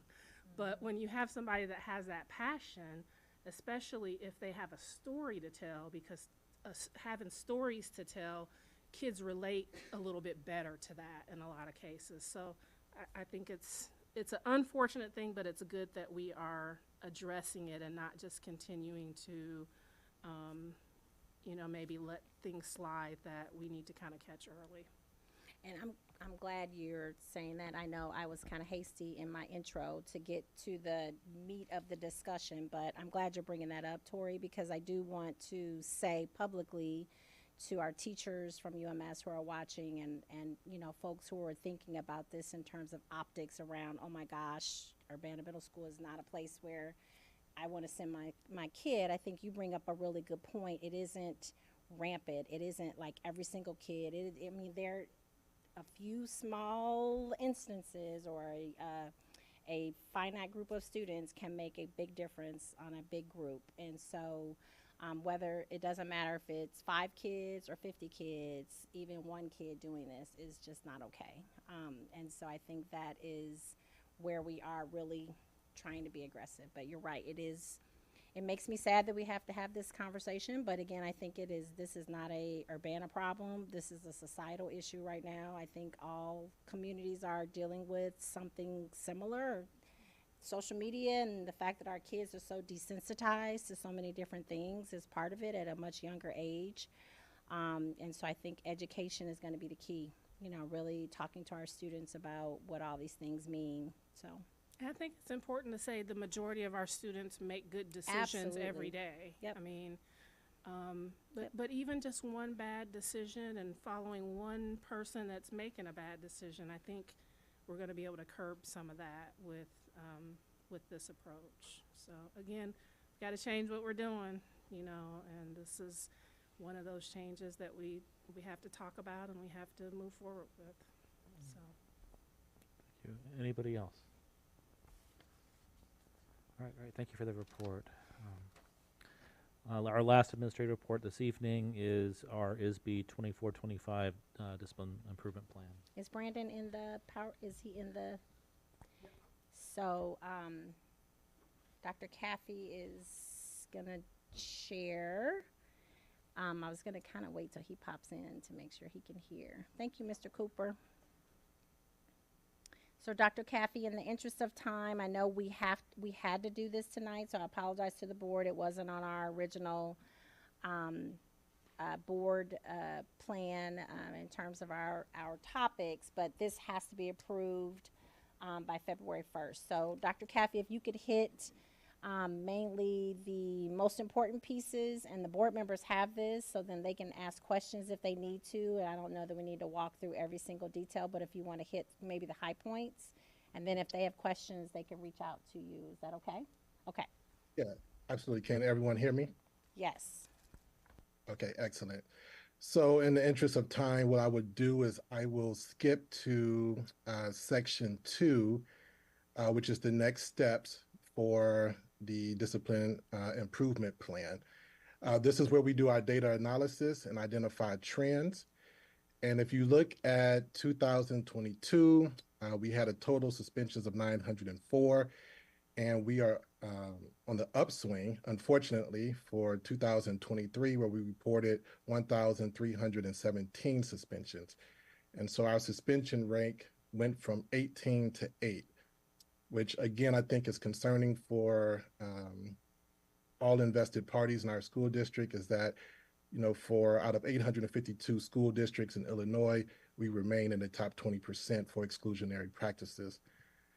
Also, If you go down to our racial disproportionality rate, we also remain in the top 20% statewide. While that number did improve somewhat from 2022 to 2023, we know that we are a minoritized school district, and we still have a disproportionality rate when it comes to our exclusionary practices. So that is something that we need to continue to work on. Part 3 of the plan simply requires us to report if we are providing implicit bias training. We are in compliance with the state in terms of that. It is mandatory for all employees to go through implicit bias training through our Safe Schools Vector training, as well as we've supplied professional development training with Dr. Dubiel and systemic equity to ensure that our staff and employees are aware about the dangers of implicit bias. The meat of the plan really centers around Section 4, where we have to identify our various goals to try to reduce our exclusionary practices and our racial disproportionality. Again, for the interest of time, I will simply say that goals 1, 2, 3, and 4 have essentially remained the same. We continue to center on our professional development in terms of working with our team to make sure that everyone understands what our multi-tier systems of support look like, to make sure that all of our staff are trained in PBIS. But what we really are trying to make the shift is with our equity action plan. And so we have added this component to the plan for this year. We will be working in our planning sessions this summer for each strand of our equity action plan to address discipline on some level.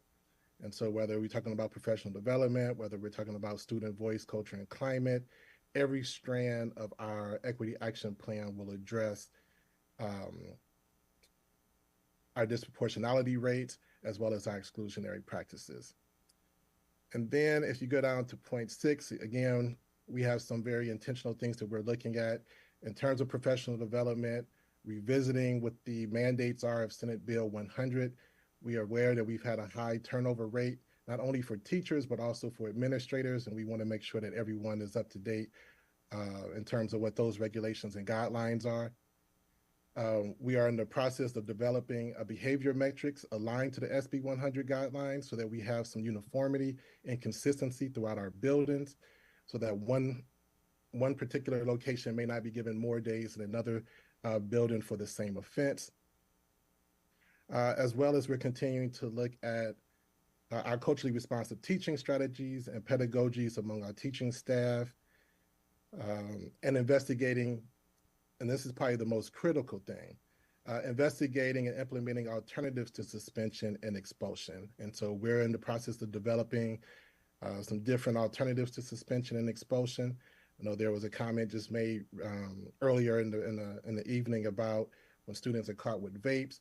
What can we do besides just suspending and expelling?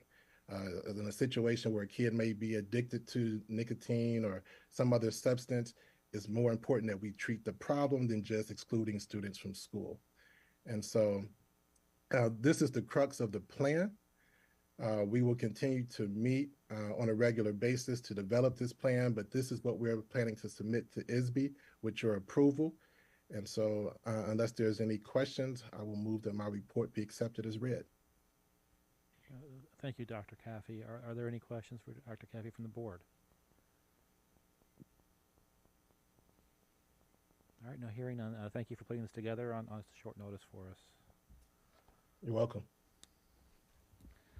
That completes our administrative reports. Thank you very much for waiting for our lone vote report from Jody Miller, Michelle Nelson, and Amy Byram for the Dyslexia Handbook and Toolkit.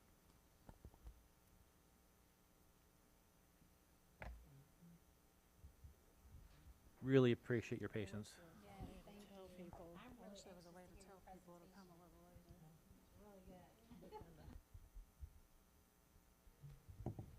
Hello, welcome to our presentation. We are from different places. I'm a teacher with Urbana Schools, but I'm not here in that capacity. I'm not speaking for teachers when I'm here. I'm just speaking for myself as a parent of a dyslexic student and someone who has researched educational practices related to dyslexia. So that's where I'm speaking from, just for prior knowledge. Hi everyone, I'm Michelle Nelson. I've worked with, oh, I have to push it. Sorry. Michelle Nelson, I'm a parent. I've had 2 children in the district, and both of them have dyslexia. I wish they would have had the screeners back then. I've come to have a lot of knowledge. I've worked with the district, Todd Taylor in the past, running a professional development program for teachers to raise awareness. I worked with the district on a dyslexia month where we brought in Dr. Dyslexia Dude to give a talk with the district. So really here to raise awareness and figure out what we can do for the program. So thanks for listening tonight. It's already on. Oh, hi, I'm Amy Byram, and I'm a certified reading instructor, and I have about 18 years experience with working with the Orton Gillingham-based approach, the Wilson reading system. Just one other thing, we made this presentation in collaboration with Kellen Suraj, who is part of the SLDSP reading content specialist, who was one of the authors of the current ISB dyslexia handbook and toolkit. And so she assisted us in making this presentation tonight, was unable to be here. So I'll just get started. So just want to let everybody know, dyslexia is probably not what you think it is. I was told back when I was taking courses for education that dyslexia is seeing things backwards, that dyslexia is reversing numerals when you write them, and that it's difficult to learn to read. But that's not really what it is. Dyslexia is a specific learning disability that takes place in the brain. It's a neurological disorder, and it's characterized with difficulties being fluent in anything related to language, which can be speaking, it can be reading, it can be writing, it can be processing mathematics. And these difficulties result from a deficit in the phonological component of your brain's ability to process language. And so it's usually not related to IQ. There are many brilliant people with dyslexia, and so it doesn't necessarily go along with the capability to perform in school, in using your brain as far as cognitive understanding. So it's not something that we can't manage. The reality is that it hasn't been managed in this country and in this school district and in this state because usually, historically, the schools say that it's a medical problem and the doctors say that it's a school problem, and nobody has taken direct responsibility for treating the people affected with dyslexia. So we want to make sure that the school and the board is aware of what it is and what we can do about it to make sure that we're reaching all of our students. So the next slide is it's estimated that dyslexia is prevalent in 15 to 20% of the population in some form or another. It goes from mild to severe, just as autism goes from mild to severe. So the capabilities of any individual student are based on what their brain is able to do in that moment and with the learning that they have. If you imagine a typical classroom in Urbana having approximately 25 students, that would be about 5 kids in every room in our district have dyslexia of some form or another. And dyslexia is not just an English language problem. It happens in all languages, all cultures, all ethnic backgrounds, all income levels, and it is not a direct relation of how much a parent reads to their child. And that's often what teachers tell their students and their parents because they don't know better. And I'm not putting anyone under the bus because I've said it myself as an educator in the past. What the problem is that we need to support parents and we need to support students in getting the help that they need so that they can actually learn to read and be proficient at reading instead of feeling like a failure when they are in school. So it is inherited. So if a parent tells a teacher, I'm dyslexic, it's more likely that their child will also be dyslexic. So that's something just to keep in mind. So we have tiers of education, which I'm sure a lot of you have heard about. Tier 1 education is what classroom teachers do with their 25 to whatever number of students they have in their classroom all day, every day. Tier 2 is usually a prevention strategy that interventionists work with students on a regular basis, maybe twice a week or 4 times a week for 15, 20 minutes at a time to provide an extra boost to students. Tier 3 education is special services by specially trained staff. That usually is very directed, and the data is kept so that we make sure we do what we need. So right now we want to make sure that all our students are screened early for dyslexia, and that the Tier 1 instruction is used as prevention, not as intervention. And that, just so you know, it takes 4 times as long if a student is identified as a 4th grader to get them the help than it does if they are identified as a kindergartner. My child wasn't identified until the 4th grade by her speech and language pathologist from Urbana. And she's an amazing speech and language pathologist. And without her finding out that she might be dyslexic and then having to go, again, the medical versus educational, going outside and trying to find a place that would evaluate her, she would be failing school. Right now, she's an honor student as an 11th grader.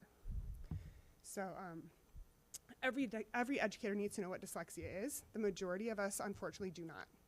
And so I'm hoping that the district will put forth required training for all staff so that all educators have the same background, that we use the new toolkit and the new dyslexia handouts and things from ISB to make sure that everyone is getting what they need.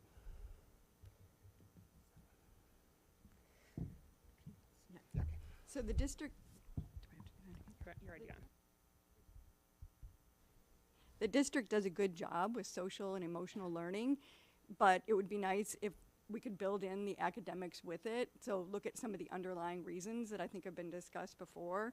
And so without being flagged for dyslexia and people who don't get the tutoring that they need, they are less likely to complete high school. And so maybe some of the drop-off data we heard earlier tonight in terms of enrollment, I'm not saying they all had dyslexia, but it would be interesting to look at the reading and literacy levels of the people that are leaving our schools. They are also less likely to go to college ready, or career and college readiness. Increased probability to enter the juvenile system or the prison system, right? If they drop out, they're more likely to have low self-esteem and mental health or other problems. Certainly there have been vast studies where dyslexia has been associated with depression, anxiety, lower self-esteem. I have seen this in my own life and as a person or as an advocate in the local dyslexia groups, right? It is heartbreaking to see what happens. Certainly there are behavioral problems, as Dr. Sean Robinson went through his own personal journey and shows behavioral problems with him.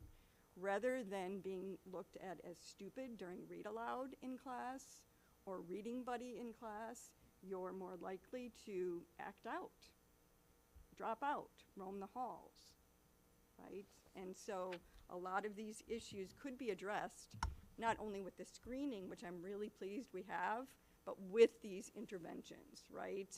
The Tier 1, the Tier 2, the Tier 3, so we can catch the 154 kids that were flagged last year with dyslexia. Certainly there are strengths. Many people with dyslexia have said they can help think out of the box because their brains are wired differently. They're literally brain scans that show their brains are wired differently.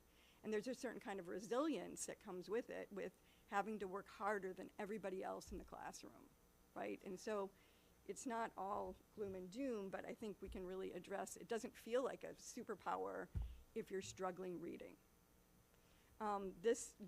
We've certainly seen a lot more current data tonight in terms of MAP scores and proficiency, really low scores across the board in the district. I heard earlier, if something's not working, we have to shake it up and do it differently. I'm pleased that you're gonna have some different kinds of literacy strategies, but this dyslexia should be part of that conversation, right? It's not just a special education issue. And so lastly, it is an equity issue. If you can't learn to read by 3rd and 4th grade, you're gonna not do so well in any of your subjects, right? Because that's when a lot of, they call it the 3rd and 4th grade slump, because no longer are students, they're not reading. So it affects everyone, it affects all those kinds of learning and can really have a long-term impact on academic achievement and mental health.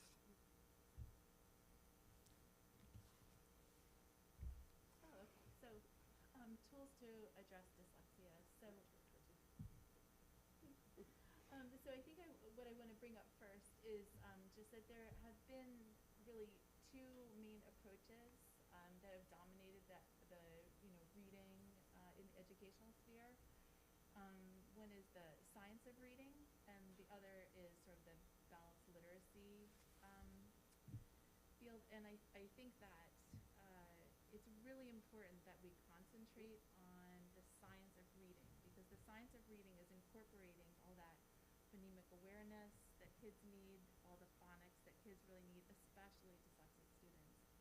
So I think, for a long time we've concentrated on the whole word approach and whole language approach and the balanced literacy, but I'm really happy that the tide is finally shifting to, focusing on what actually studies have been proving over and over, really helping kids to learn to read. So here we have the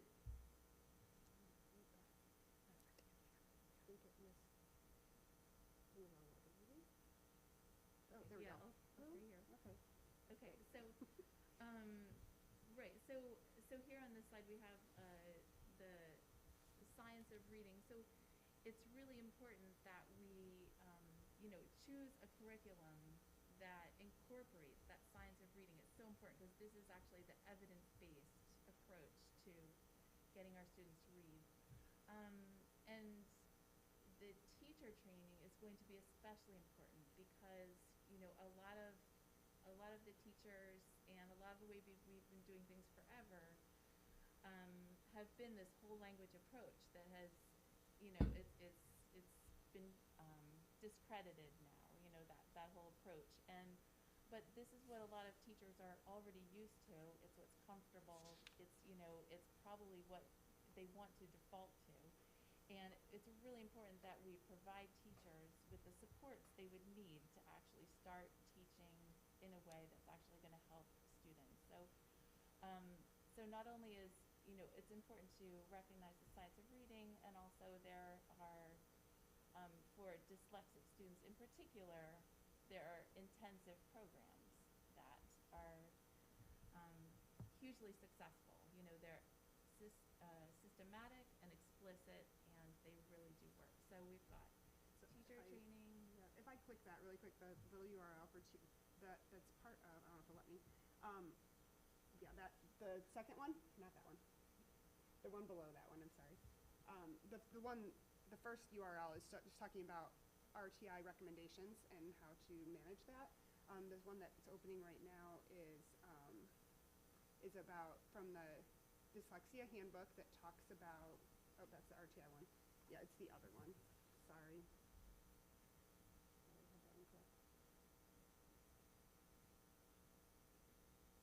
So this is from the Dyslexia handbook about what Tier 2 and Tier 3 intervention programs have been not really approved by the state, but recommended by the state of Illinois as intervention programs that address the needs of dyslexic learners, but also other learners.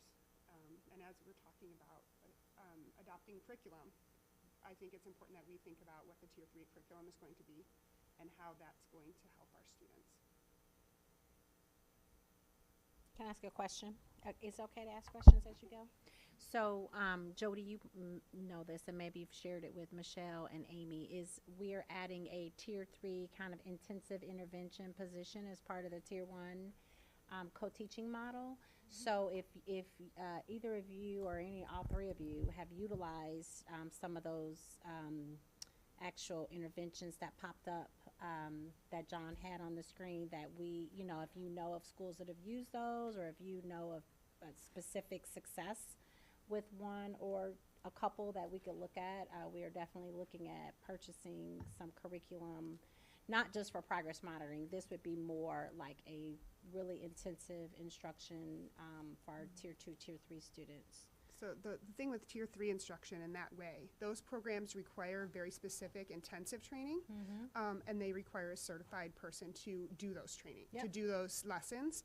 And so whoever that tier 3 interventionist is will need significant training in that in order to use the materials appropriately.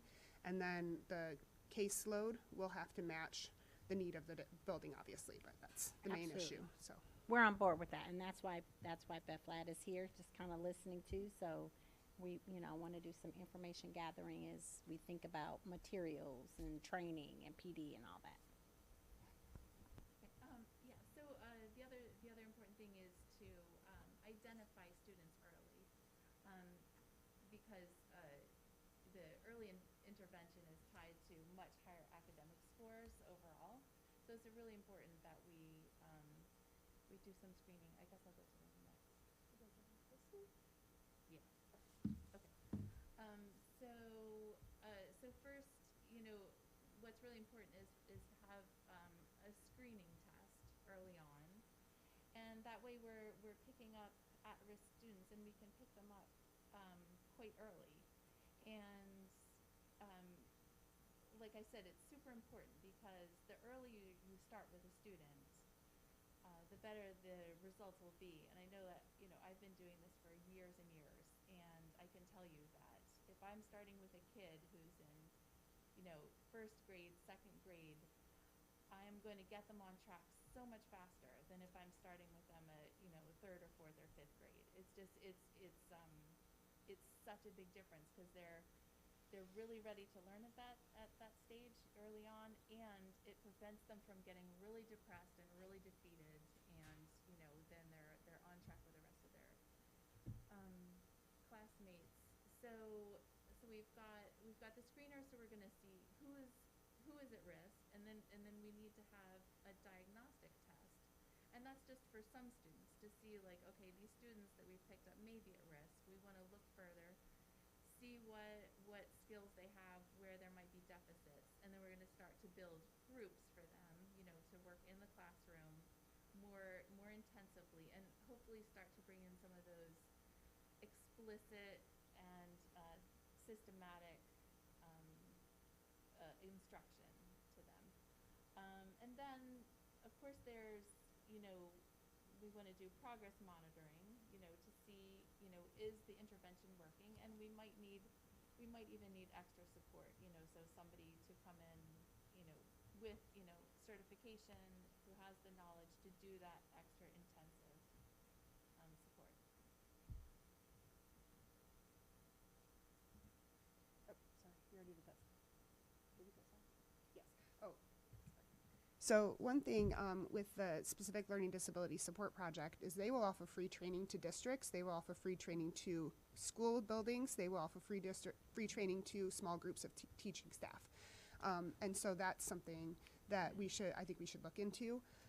The other thing is that I just wanted to say thank you to the board and to the administrators for using funds earlier to provide letters training to staff. That was one of the best, from all the staff I've talked to that were able to take it, one of the best trainings and most helpful in order to be an educator of a teacher of reading that has ever been offered. And ideally we would be able to offer that for all pre-K through 2 or 3, as well as the SPED staff. I don't think we had a lot of classroom teachers that took it before, maybe a handful out of the numbers that took it. But if every elementary staff could take that, especially early grades, that would be great, because dyslexia can be identified as early as kindergarten. So we just want to make sure that we get them that identification early. These are the handbooks and the toolkit. The links are there. You can peruse them. They are very complete. There's videos embedded. There's sample lessons, sample charts, all the things embedded in there, and they're great. So I think that it would be wonderful if we could have intentional, regular looks at those for staff development, just to make sure that we're not missing students. So just wanted to back it with a little bit of the law. So any student at the bottom, I'm going to start at the bottom first, in bold, each child suspected of having dyslexia or identified as dyslexic shall be referred for a special education evaluation in accordance with the requirements of the IDEA law as part of the Administrative Code 226. And so once students come up with dyslexia as a screener, You know, I think that it would be great if we had some sort of definite plan of the protocol and how that goes. There's also just FYI kind of things on here. We use the RTI and MTSS process in Urbana to talk about in small groups with our staff and our specialists how to help students that have delays or disabilities. We also need to fully understand that we can't use that to delay an initial evaluation for a student.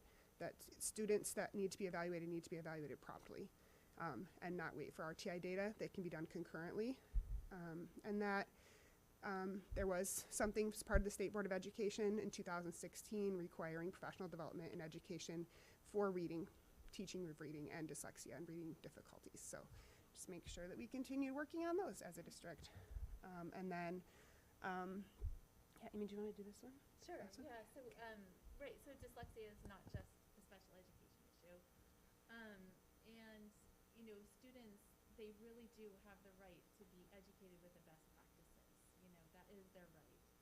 And so it's really important to be aware of, like, making this shift to science of reading, and this is what's evidence-based, and this is going to help dyslexic students. It also helps all learners.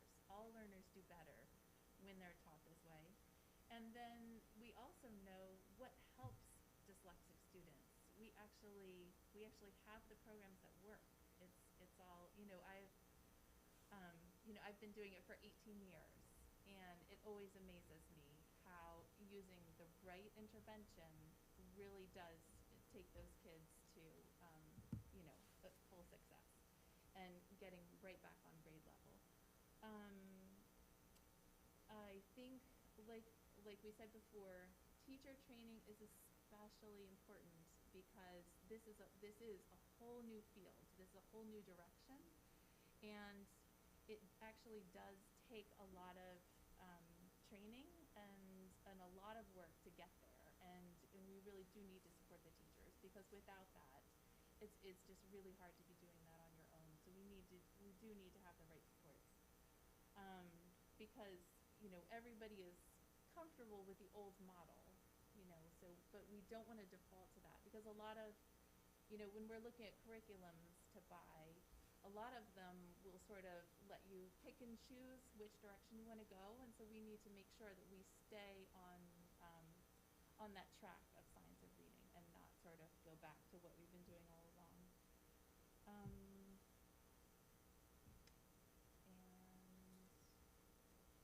yeah, I think that's it.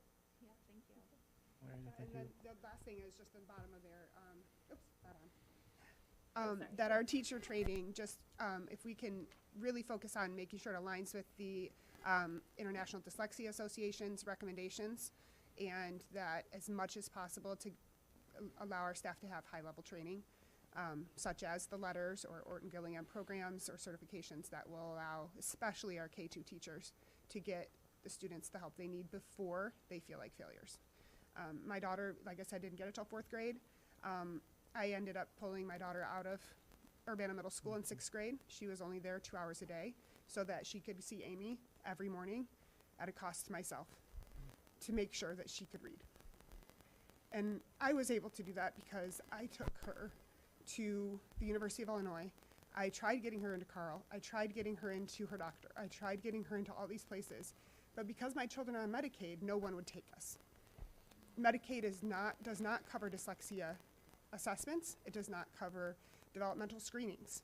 And Carl does not take Medicaid for any of, like all kids, Medicaid, for any of their diagnostic clinics. And so our community is failing our students. And it's not Urbana schools. It's our community is not providing the services to our especially low-income students that need it the most. So we need to be proactive as a district and to help the students before that happens. And like she said, the mental health is huge. If you know you can't read when you're in 2nd grade, and then you're teased on the playground because you're not reading the same chapter book as other kids, and then you're excluded from everything, by the time you're in middle school, you don't want to be there. And your behavior is going to be evident at the school, as we know. So if there's any questions, please let us know. And lastly, we have people like Amy in our community who are tutors, right? But it would be great if some of the interventions could be in the schools, right? Because not everybody can find or afford an Amy.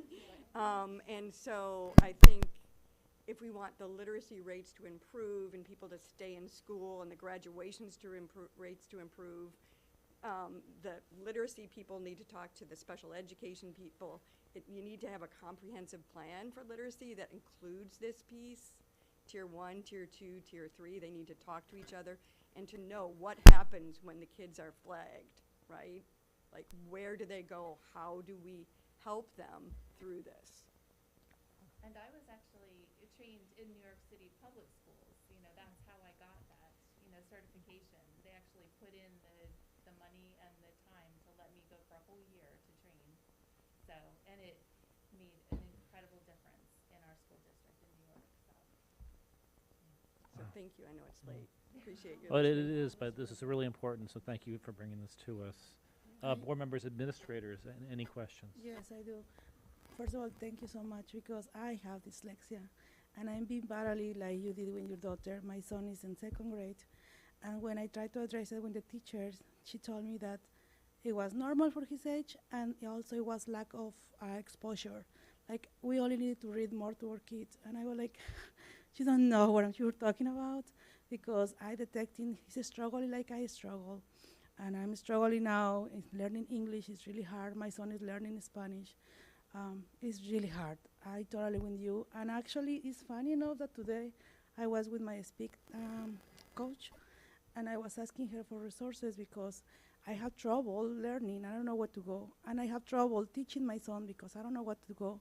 I went to the pediatrician, and I have Medicaid. Nothing can cover. I went to the teacher, and the teacher said, read more to your kid. I'm like, this is not a problem that I'm reading to my kid every day since he was in my belly. Yeah. But, so yeah, thank you so much for your presentation, for putting the public this awareness. Thank you for pointing out that there's no lack of exposure and there are no dummies. And I have a question, like how this works with like kids who are learning in Spanish, because in our house we speak English, my husband speaks English. I try to speak with him as much as I can in Spanish, and he's in the Duolingo program. He's in 2nd grade. So how that works for that. And my other question is where we can find a screen, because I asked in the school, they don't have. I asked in CARD, they don't have. And there is any places where I can find resources for parents like me.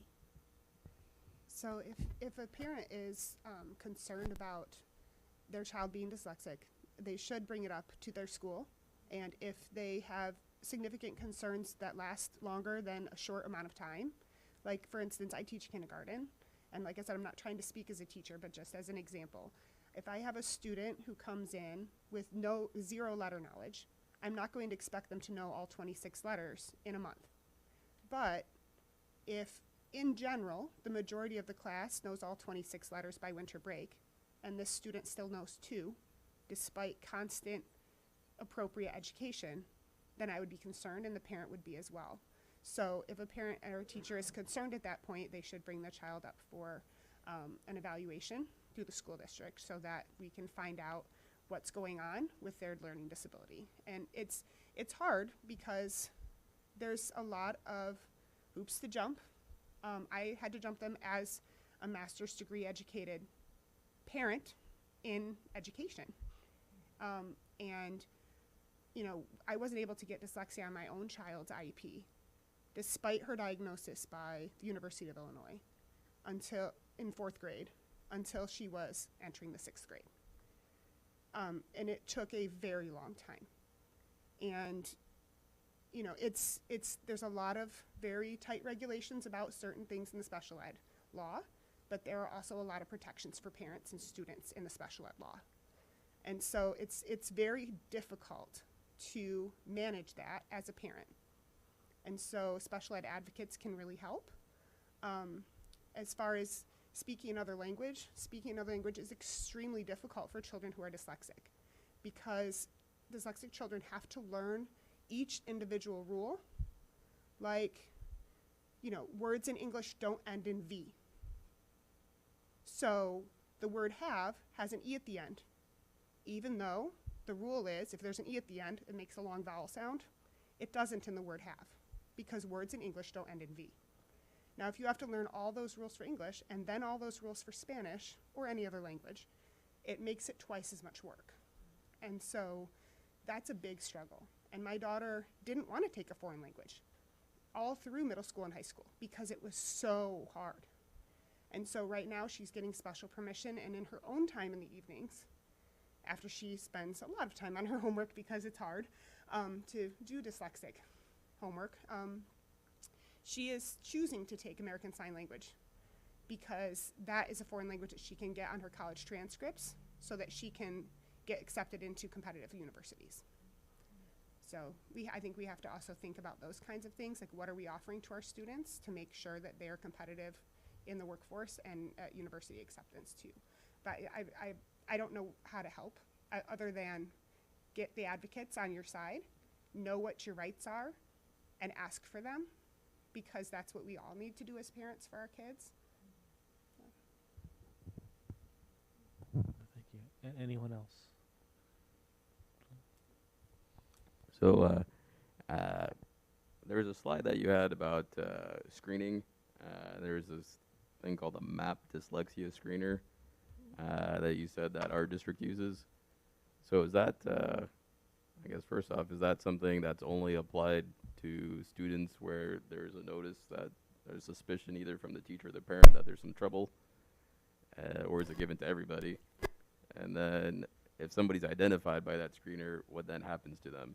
You know, is there a, I mean, maybe that's a question for Beth Ladd or Kim Norton or somebody, but what their next steps are after that.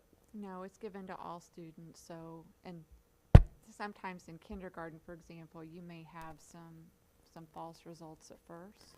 So then you continue to monitor, look for other signs, then it may be given again, or you have problem-solving meetings. But no, it's not a sampling, or, you know, because there are some developmental things too, but so it's given to all. So if you're in second grade, you may have gotten it 3 times, like once per year, or just like once? Usually not. I mean, kindergarten, you know, you would do it perhaps, but it's then not done every year if there's not any warning signs. But initially, yeah, it's given to Robbie, were you asking if a kindergartner is flagged in the fall and then in the spring, and then they're flagged again in first grade in the fall and then the spring? Is that what you're asking? Well, first I was asking who all gets this, you know, and then, you know, it might be that somebody looks like they're okay in kindergarten because they've had a lot of preschool coming in, so they know all the letters, for example. But then it comes out in second grade that they actually don't read very well. And then would they get screened then, or they pass kindergarten, so we don't screen them anymore? And then the second part is, when somebody is identified, what do we do for them? Is there a protocol in place, like those state laws were implying we should have? Right. I think that, like I said, if initially there's interventions that you put in place, and then you have to give that time. And so we talk about research-based interventions. And so we give 6 weeks to try that, see if we're seeing any differences, and continue to monitor. And then, if necessary, then we have a referral process as well. Just not waiting for them was for you guys. So what I can do, because I already addressed it with the teacher, I'm dyslexic, this is genetic. My son, I can detect and I can see my son's frustrations. I don't have the tools to help him. I went to the teacher in second grade, and she said that was because of lack of exposure, and I should just be reading more to him. I'm gonna go back to her for the next teacher parents conference, and I'm gonna ask her again, but what I can do, who can help me to screen my kids? Because I asked the doctor, they don't do it. You know, your credentials, so please leave me your credentials at the end, so see, I can afford you. But if you guys can help in that, I mean, what they are asking is for the district. So it's me, what I can do. So if you've talked to the teacher, I mean, we have an MTSS multi-tier system of support process. So, I mean, you should be able to request an individual problem-solving meeting to talk about all those things, right? Like you know, what was my son's screening results and what interventions have been used and what are some of the things that have been tried in the classroom, or has he been progress monitored by someone? I think it's really hard when I think he's English dominant or no, Spanish. Yeah. So I think language is always hard. I think, you know, I'm looking at Beth because we have that conversation. You know, we used to have it at King every single, you know, when we had students that had a second language, and then we're also having reading or language development issues. You know, the bilingual folks and the ESL people are saying it's language, and then the teacher's saying no, they have special needs. It's this. And so I think it is hard when they're in kindergarten, first and second grade, to determine which came first, the chicken or the egg, right? Is it a language issue, or is it a learning disability issue? So I think at this point, if he's in second grade, then it is time to start kind of going back and saying I need to have more information, because it isn't just language, or it isn't just this. So yeah, we have an individual problem-solving process that parents can request meetings as well. Like you can say, I would like to have a meeting with the team to talk about this, and at that point, I think they're Supplemental slides. Yeah. And one that says signs of dyslexia at the end after the presentation.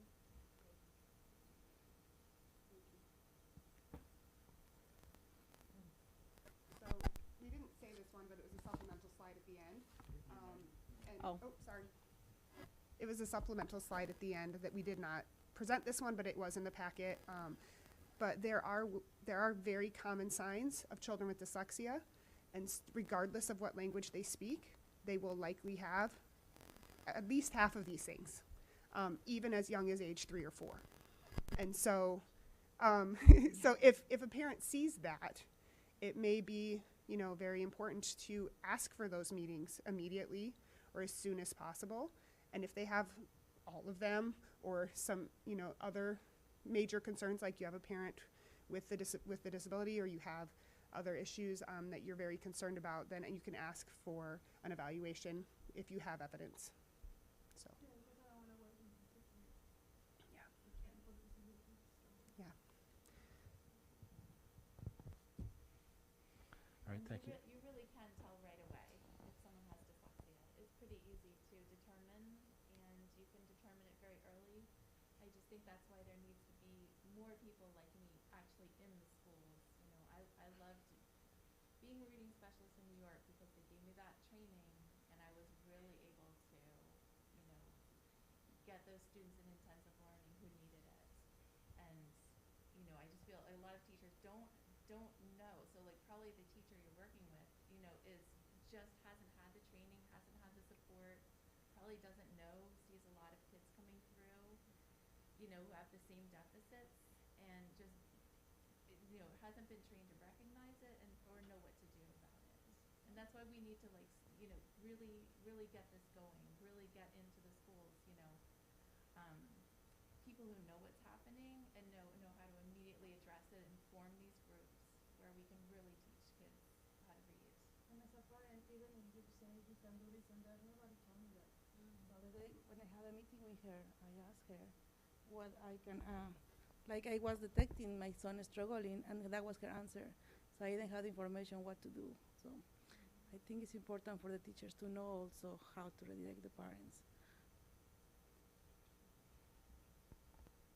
And like an awareness campaign for parents too, right? So if the MAP test flags the child, does the parent get alerted, right? Like at what point did your child get flagged, right? Like I don't know if it's a communication thing or what, right? So if teachers and parents are all aware of these signs and then know what to do, like if school board, you know. I just wanted to say, like, as a parent, I didn't know any of these signs. And as a teacher with a master's degree, I didn't know any of these signs. I was never taught these in my undergrad at Michigan State. I was never taught these in my master's program at the University of Illinois. And many of our staff go to the University of Illinois, and it may not be taught there. And so we may need to do that teaching with our staff here. So my other question is, it seems kind of logical to me that if you identify somebody with dyslexia, that it's easy for like our prior program of having reading interventionists take them out and focus on them, train them how to read better, and then put them back in the classroom. I can follow that, but with this co-teaching model, in that tier 1 setting, unless everybody in the class has dyslexia, what I'm asking about is how do you bring dyslexia specific instructions into that main classroom, or is that done with this tier 3 person? I don't know, is a tier 3 person the person that spearheads that now for the future, or?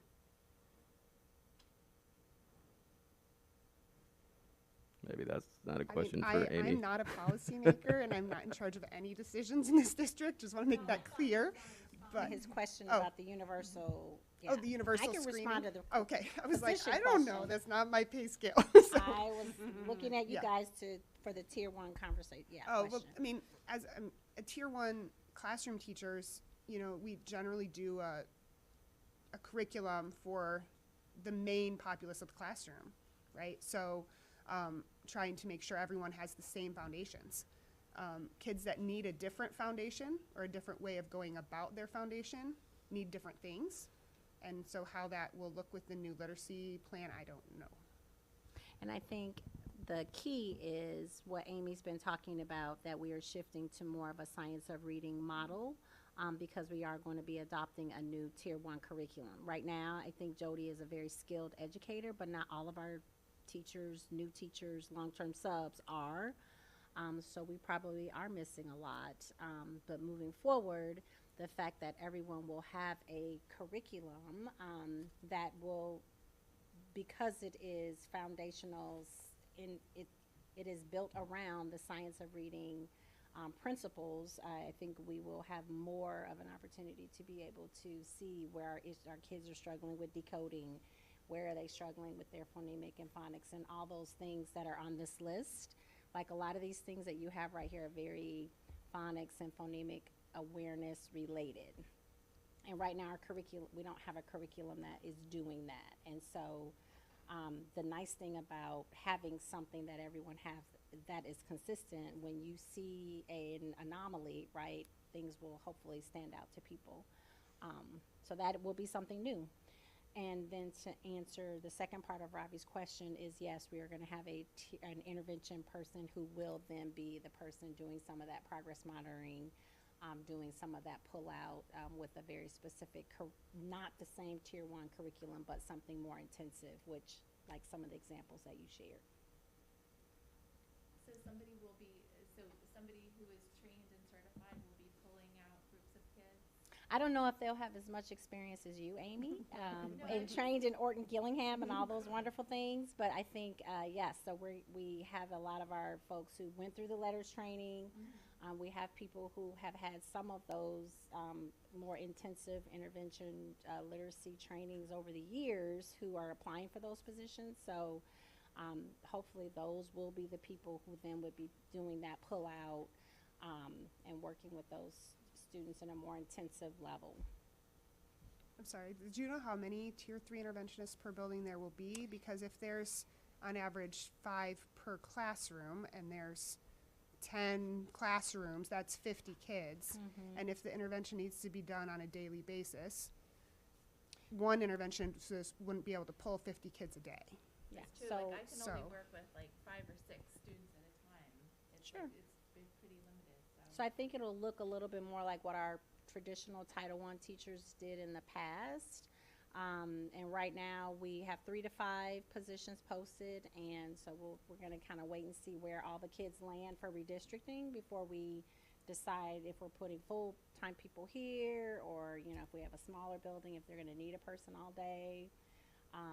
So I think we're going to kind of wait and see. But we have people applying, so that's exciting that we have people who are interested and want to do that.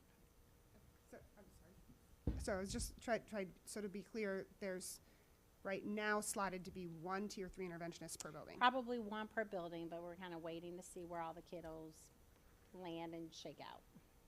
but like on average there would be 50 to 70 dyslexic students per building that may need specific intervention. So I was just trying to make the math work there. Sorry. Yeah, well, we have some of our resource folks too, so I think it'll be a team approach. You know, it may not be one person doing it, so. Anyone else? Thank you guys so much for. Thank you.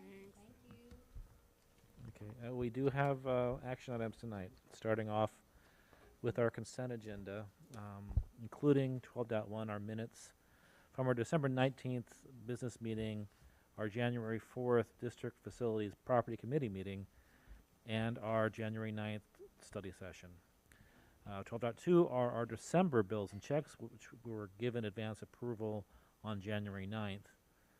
Ed fund bills for $982,000, O&M fund bills for $241,000, bond and interest fund bills for $160, transportation fund bills for $230,000, working cash bonds for $199,000, school facility occupancy tax for $385,000, tort for $69,000, payroll, salary, and benefits for $7 million, and Urbana adult education from October through December for $263,000.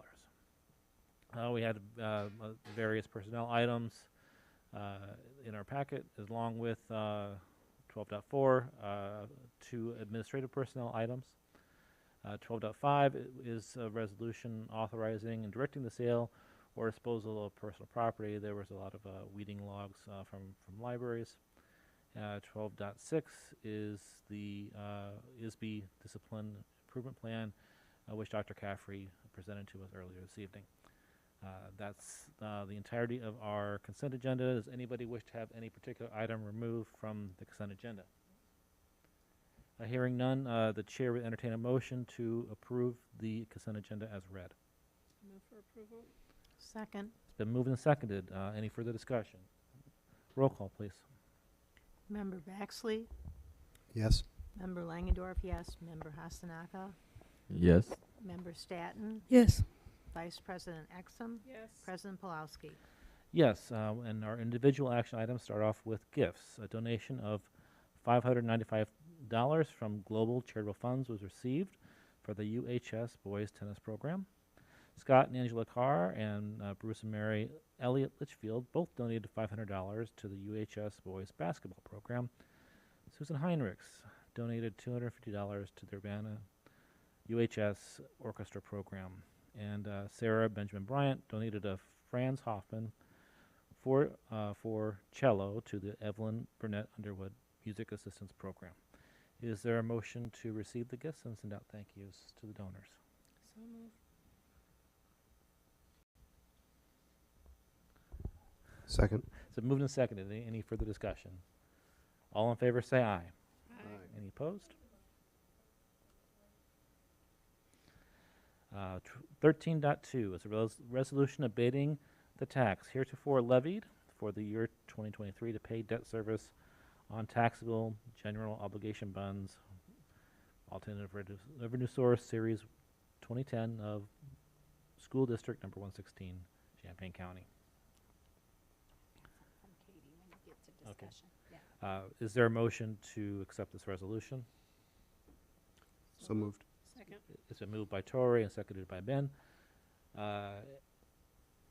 And I guess we can, Katie has something she sent in to us to provide context for the board. Yep, and so this is a pretty routine, kind of something we do all the time. So presented for the board's approval for abatement resolution for Series 210 and 221C, alternative revenue source bonds. This is an ordinary action that the board must take every year as part of our normal tax levy process for the duration of the bonds.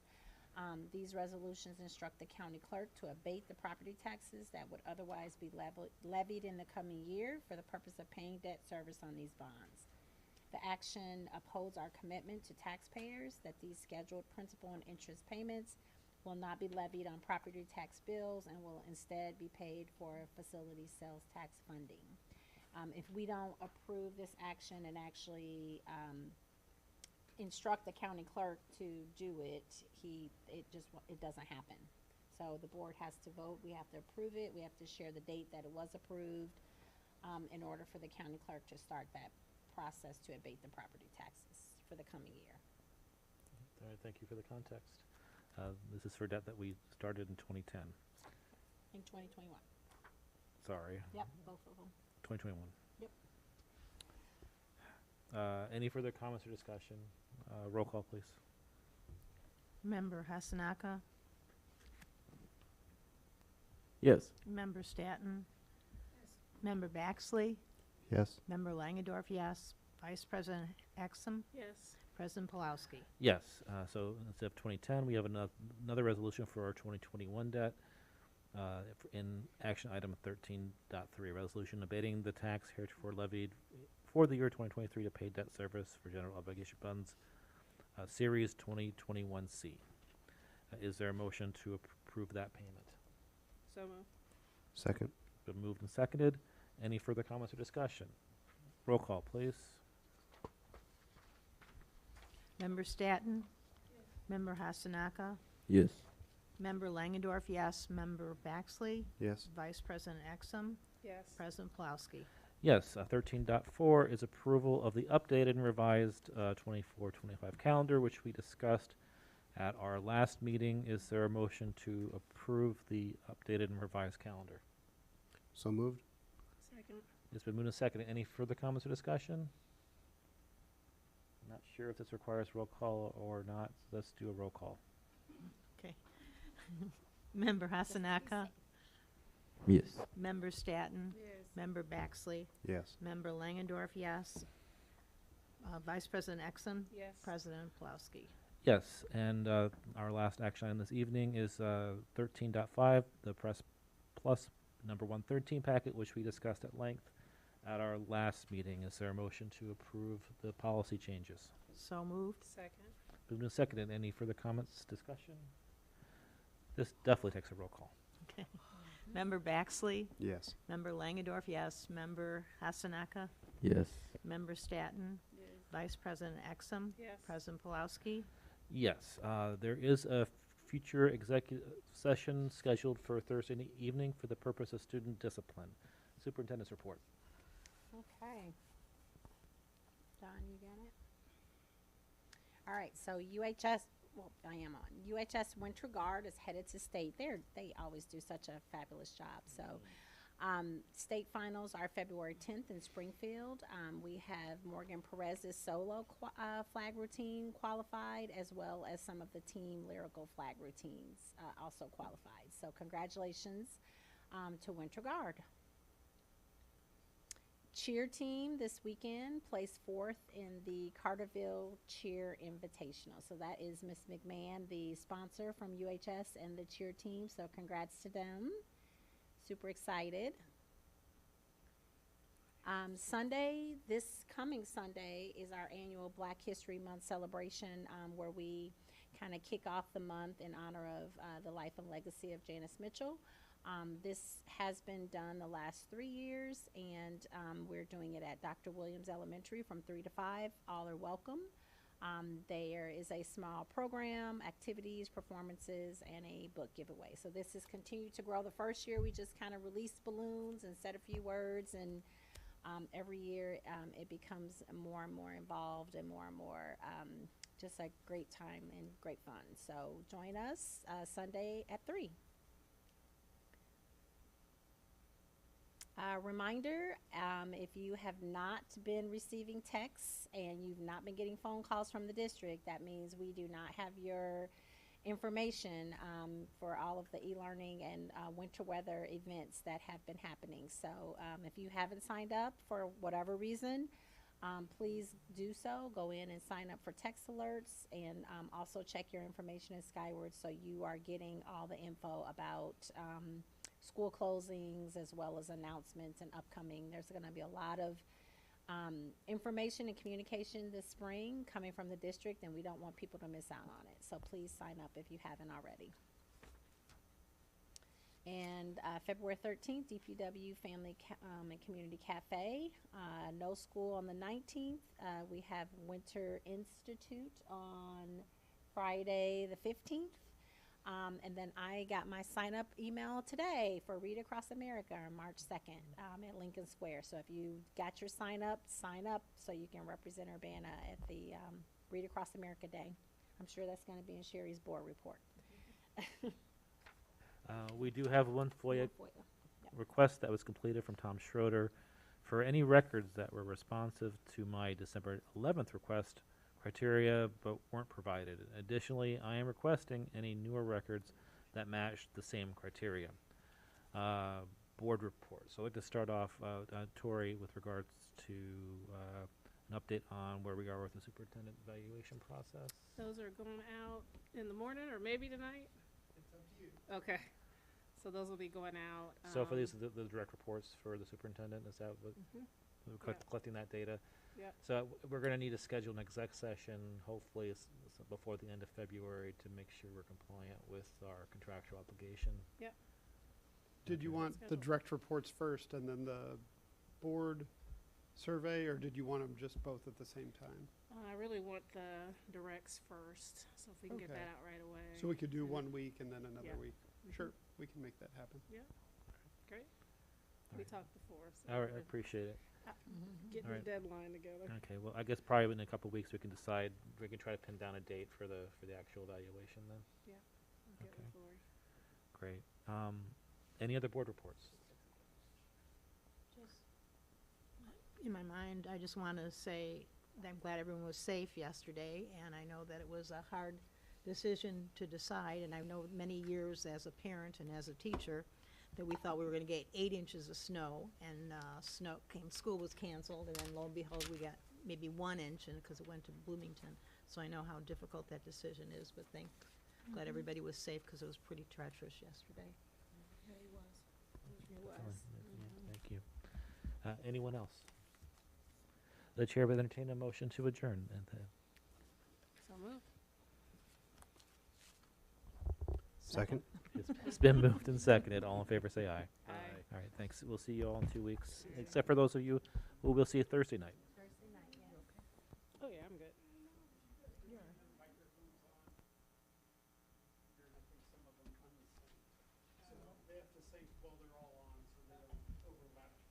Do they need to be on green too, or just on? Just as long as they're on. Oh, Turn it off. I don't know. I was gonna say it's kind of like a seasonal look because it's kind of dry and scaly. Recycle it off for you. There's some stuff. There's this thing people get called rosacea. Go to bed, Red cheeks get red. They get the capillaries get really dilated.